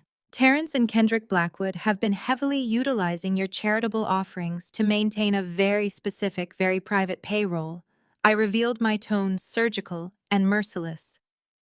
They were paying a $5,000 monthly retainer to a woman named Chloe. She is not a real estate developer. She does not work in construction. She is Loretta Blackwood's personal assistant. A collective, visceral gasp ripped through the sanctuary. The sheer sordid depravity of the revelation hit the crowd like a physical shockwave. Women covered their mouths in horror. Men exchanged furious, disgusted glances. Loretta orchestrated the entire arrangement. I projected, leaning closer to the microphone to ensure every syllable landed with maximum devastation. She facilitated a mistress for her own married sons, and she allowed them to finance their infidelity using the money you placed in the collection plates. You paid for their hotel rooms. You paid for their silence. You funded the moral decay of the exact family currently asking you for your prayers. Lies. Loretta shrieked, tears of genuine catastrophic panic streaming down her face, ruining her perfect makeup. She is a jealous, unstable woman. She doctored these documents to ruin us. "I am a billionaire, Loretta," I replied, turning my head to look directly at her over my shoulder. "I do not need to forge documents to ruin you. You did it entirely by yourself." I turned my attention back to the crowd. The low murmur of shock had rapidly escalated into a chaotic, angry roar. People were standing up at their tables, pointing at the screens, pulling out their smartphones to record the undeniable, irrefutable proof of their betrayal. The atmosphere in the room had shifted from a high society gala to the very edge of a riot. But I was not finished. I had one final execution to deliver. "Before you open your checkbooks tonight to save the Blackwood name," I said, raising my voice to cut through the rising shouting in the room, "you must understand what you are actually saving." I tapped the podium one last time. The jumbotrons wiped clear of the embezzlement ledgers. In their place, a massive multi-page legal document appeared. It bore the heavy, unmistakable seal of the Fulton County Superior Court. The bold black letters across the top of the filing were impossible to misinterpret. Notice of immediate default and foreclosure. Loretta Blackwood stood on this stage tonight and asked for your financial support to continue her philanthropic mission, I announced, gesturing toward the massive foreclosure notice glowing above us. But Loretta Blackwood is completely, utterly bankrupt. The 12,000 square foot estate in Buckhead, the imported topiary gardens, the marble columns she uses to project her divine favor, it is all an illusion. She is drowning in toxic underwater mortgages. She has not made a single payment in 8 months. The crowd was completely unglued. The wealthy socialites who had fawned over Loretta just 20 minutes ago were now staring at her with absolute unadulterated revulsion. To this crowd, poverty was a sin, but lying about poverty to steal from your peers was an unforgivable permanent excommunication. The Blackwood estate does not belong to Loretta, I stated, delivering the final fatal blow to her entire existence. It belongs to the bank. Or rather, it belongs to the blind trust that quietly purchased her defaulted debt 2 years ago. My trust. I own the roof over her head, and by Friday morning she will be publicly evicted. The sanctuary erupted into absolute unfiltered chaos. Chairs scraped violently against the floor as furious donors surged toward the front of the stage. The illusion of high society completely vanished, replaced by the raw, aggressive anger of a crowd that had just realized they were the marks in a massive, prolonged con. Bishop Thompson's face was purple with sheer terror and rage. He knew instantly that if he did not distance himself from Loretta immediately, the entire congregation would drag him down with her. He did not hesitate. He signaled the board of elders, a group of 8 wealthy, powerful men sitting at the front tables. The elders stormed the stairs of the stage, their faces twisted in fury. They did not come for me. They completely bypassed the federal auditor and Marcus, marching directly toward Loretta. Step away from that podium, Loretta, the lead elder roared, his voice booming without the need for a microphone. You are a disgrace to this sanctuary. You are stripped of your titles, you are removed from every committee, and you are entirely excommunicated from this church effective this very second. Loretta let out a ragged, guttural wail. Her knees buckled beneath the sheer crushing weight of her total destruction. She collapsed onto the stage, her midnight blue gown pooling around her on the floor.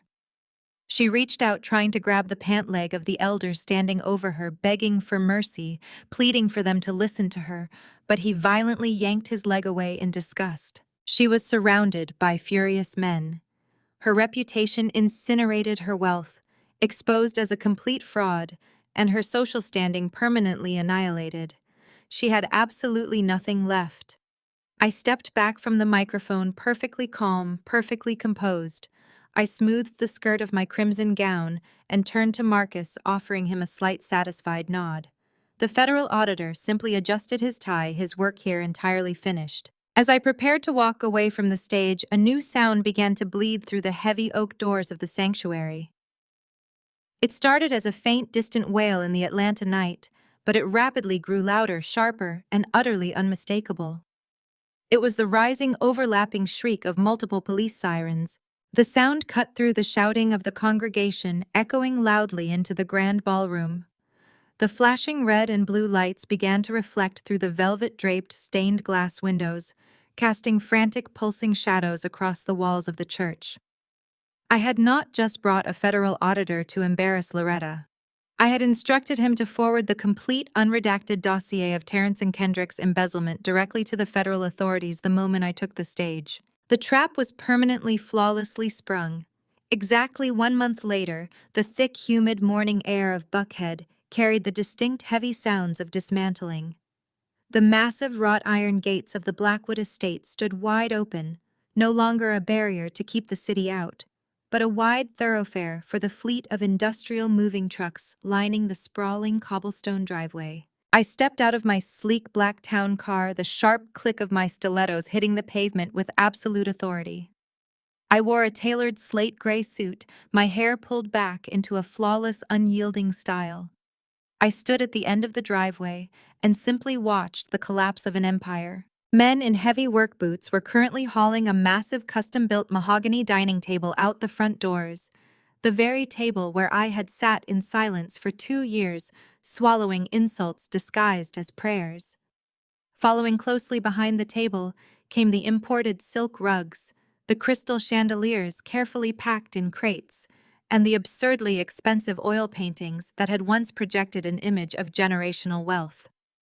Now they were just seized assets being inventoried by the bank. Standing on the grand marble portico, wildly gesturing and screaming at the movers, was Loretta Blackwood. She was completely unrecognizable from the perfectly coiffed, terrifying matriarch who had ruled Atlanta high society. She wore a faded burgundy silk robe that had seen better days. Her hair was unstyled, wild, and graying at the roots. She looked small, haggard, and utterly stripped of the divine armor she had worn for decades. The church had completely excommunicated her, erasing her name from every plaque committee and foundation board. Her former wealthy friends now actively crossed the street to avoid her. She was a total pariah, standing on the steps of a mansion she no longer owned. The rest of the family had fractured into pathetic, isolated ruins. Terrence, the golden son who was supposed to inherit the earth, was currently residing in a cheap, neon-lit motel near the airport. His bank accounts were frozen, his assets seized, and he was spending his days pacing a stained carpet while awaiting his federal trial for massive fraud and embezzlement. The authorities had absolutely no interest in offering him a plea deal. Kendrick was faring no better. The exposure of his shared infidelity with Chloe had been the final fatal blow to his carefully constructed life. Ashley, stripped of her Pilates studio and her country club status, had finally tapped into a reservoir of survival instinct.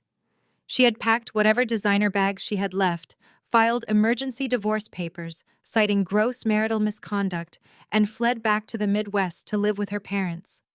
Kendrick was left bankrupt, publicly humiliated, and completely alone, his real estate division absorbed by creditors. I walked slowly up the cobblestone driveway, my security detail falling in 2 steps behind me. I was not here to gloat. I was here to officially inspect my new property. Loretta spotted me when I was halfway to the steps. She froze. The frantic screaming energy drained out of her, replaced by a dark, toxic, and absolute hatred. She shoved past a mover carrying a box of her designer shoes and marched to the edge of the portico. Her chest heaved, her hands curling into tight, shaking fists at her sides. She looked down at me, her eyes bloodshot and wild. "You ruined us," she hissed, her voice a ragged, guttural scrape that barely sounded human. "You came into my family, you took my sons, and you ruined everything we built. You are a demon." I stopped at the bottom of the marble steps. I did not flinch. I did not raise my voice. I looked at her with a calm, surgical detachment, completely unaffected by her venom. "I did not ruin you, Loretta," I replied, my voice steady and resonant in the humid morning air. "I just stopped paying for your lies. You ruined yourselves the moment you mistook my silence for weakness." She opened her mouth to scream, to hurl another barrage of toxic, holy condemnation, but I held up a single manicured hand, silencing her completely. "You built an empire on theft and intimidation," I said, taking 1 step up the marble stairs, forcing her to look me directly in the eye. "You used your church as a personal bank account. You bought mistresses for your sons to keep them under your thumb. You treated me like a bankroll and a stepping stone because you fundamentally believed you were superior. You thought I was shrinking. I was simply calculating the exact cost of your destruction." 2 Fulton County Sheriff's deputies assigned to oversee the eviction process stepped onto the portico behind her. "Ma'am," the taller deputy said, placing a firm hand on Loretta's shoulder. "It is time. You need to vacate the premises. The new legal owner has arrived to take possession." Loretta jerked her shoulder away from the deputy, her face twisting in absolute naked agony. She looked at the sprawling mansion, then back at me, finally realizing that the divine favor she had always preached about had completely abandoned her. Without another word, she turned and walked down the steps, a broken, defeated woman heading toward a waiting taxi carrying nothing but a single overnight bag. I watched the taxi pull away, disappearing down the tree-lined street. The air instantly felt lighter. The oppressive, suffocating weight that had always surrounded the Blackwood estate evaporated. 10 minutes later, a sleek, pristine passenger van pulled through the iron gates and parked directly behind my town car. The side doors slid open, and a vibrant, energetic group of women stepped out. Leading them was Dr. Eris Thorne, a brilliant, highly respected educator, and the executive director of a prominent national nonprofit organization. I walked down the steps to meet her, a genuine warm smile finally breaking across my face. We embraced the contrast between this interaction and the one I had just endured with Loretta, feeling like night and day. Camille, Dr. Thorne said, looking up at the massive, imposing structure of the estate with wide, marveling eyes. I still cannot believe you actually pulled this off. When you called me last month and said you had found the perfect permanent campus for the academy, I never imagined anything like this. I reached into the pocket of my blazer and pulled out the heavy antique brass keys to the front doors. I placed them firmly into her hand, closing her fingers over the cool metal. "It is officially yours, Aris," I said. "The title has been completely transferred to the foundation, free and clear of all debts and liens." I turned to look at the mansion. It was no longer a monument to Loretta Blackwood's vanity and greed. It was about to become the headquarters for the Vanguard STEM and Business Academy. It would serve as a state-of-the-art, fully funded live-in incubator for young, disenfranchised Black girls from across the region. They would come here to learn coding, advanced mathematics, venture capital structuring, and corporate leadership. They would walk these marble halls and sleep in these sprawling bedrooms, learning how to build their own tables instead of begging for a seat at someone else's. I had taken a house built on exclusion, theft, and toxic patriarchy, and I was transforming it into a sanctuary of absolute, uncompromising empowerment. I was giving these girls the safety net, the capital, and the unshakable confidence that I had been forced to build for myself. They would never have to shrink their brilliance to make a fragile, insecure man feel tall. "Thank you, Camille," Dr. Thorne whispered, tears of profound gratitude shining in her eyes. "You are changing generations with this." I smiled, feeling a deep, resonating peace settle into my bones. "No," I replied softly. "They are going to change generations. I am just giving them the real estate to do it." I left the estate an hour later, leaving the foundation team to walk through their magnificent new campus. I got back into my town car and headed straight for the city. By the time I stepped out of the private elevator and into my glass-walled penthouse office, the afternoon sun was beginning to cast a brilliant golden light across the Atlanta skyline. The heavy frosted glass doors glided shut behind me, sealing me in a pristine, quiet sanctuary of my own making. I walked over to my obsidian desk. There were no manila folders of surveillance photos. There were no frantic, desperate text messages from Terrence demanding bail money. There were no passive-aggressive voicemails from Loretta criticizing my tone. There was only the clean, organized surface of a highly successful venture capital firm that I had built from the ground up. I walked to the floor-to-ceiling window and looked out over the sprawling city. I had walked into the Blackwood family as a target, a woman they thought they could consume and discard. I had walked out as an architect of their total ruin, reclaiming my capital, my dignity, and my peace. I had surgically dismantled a corrupt dynasty and replaced it with a foundation that would actively uplift the very people Loretta had always looked down upon. The sleek intercom unit on my desk buzzed, breaking the quiet stillness of the room. Elena's voice came through, crisp, professional, and bright. "Camille, I have a call waiting for you on line 1, Elena announced. "It is the lead representative from a massive new international investment group out of London. They reviewed your latest portfolio projections, and they are incredibly eager to discuss a major funding partnership for your upcoming tech initiative. They said they have been following your recent highly effective restructuring work, and they want to be in business with you immediately." I looked at the blinking light on the console. A massive international investor reaching out directly, eager to align with my vision, my firm, and my name. Not Terrence's name. Not the Blackwood legacy. Mine. "Put them through, Elena," I said, my voice steady and thrumming with absolute power. I sat down in my leather executive chair and rested my hands on the cool obsidian surface of my desk. I smiled, a deep, genuine expression of total victory. I realized in that quiet, sunlit moment that I no longer had to shrink my brilliance for anyone. I no longer had to modulate my tone, soften my edges, or apologize for my ambition. I had fought a brutal, exhausting war in the shadows, and I had emerged entirely victorious. I had earned this empire dollar by dollar, battle by battle. The phone clicked as the international call connected, filling the room with the sound of new, limitless opportunity. I leaned forward to speak, knowing with absolute, unshakable certainty that nobody would ever take the mic from me again. The ultimate lesson from Camille's journey is that true power does not require you to shrink yourself to make others comfortable. When toxic people mistake your silence for weakness, they inevitably orchestrate their own downfall. Camille proves that maintaining your dignity, securing your independence, and acting with calculated precision is far more devastating than any screaming match. You are not obligated to finance the delusions of those who disrespect you. By reclaiming her narrative, she transformed a personal betrayal into an empire of genuine empowerment. Stop shrinking to fit into spaces you have already outgrown. Build your own table instead. Have you ever had to stop shrinking your brilliance to make toxic people comfortable? Share your own story of reclaiming your power in the comments below, and subscribe for more stories of ultimate justice.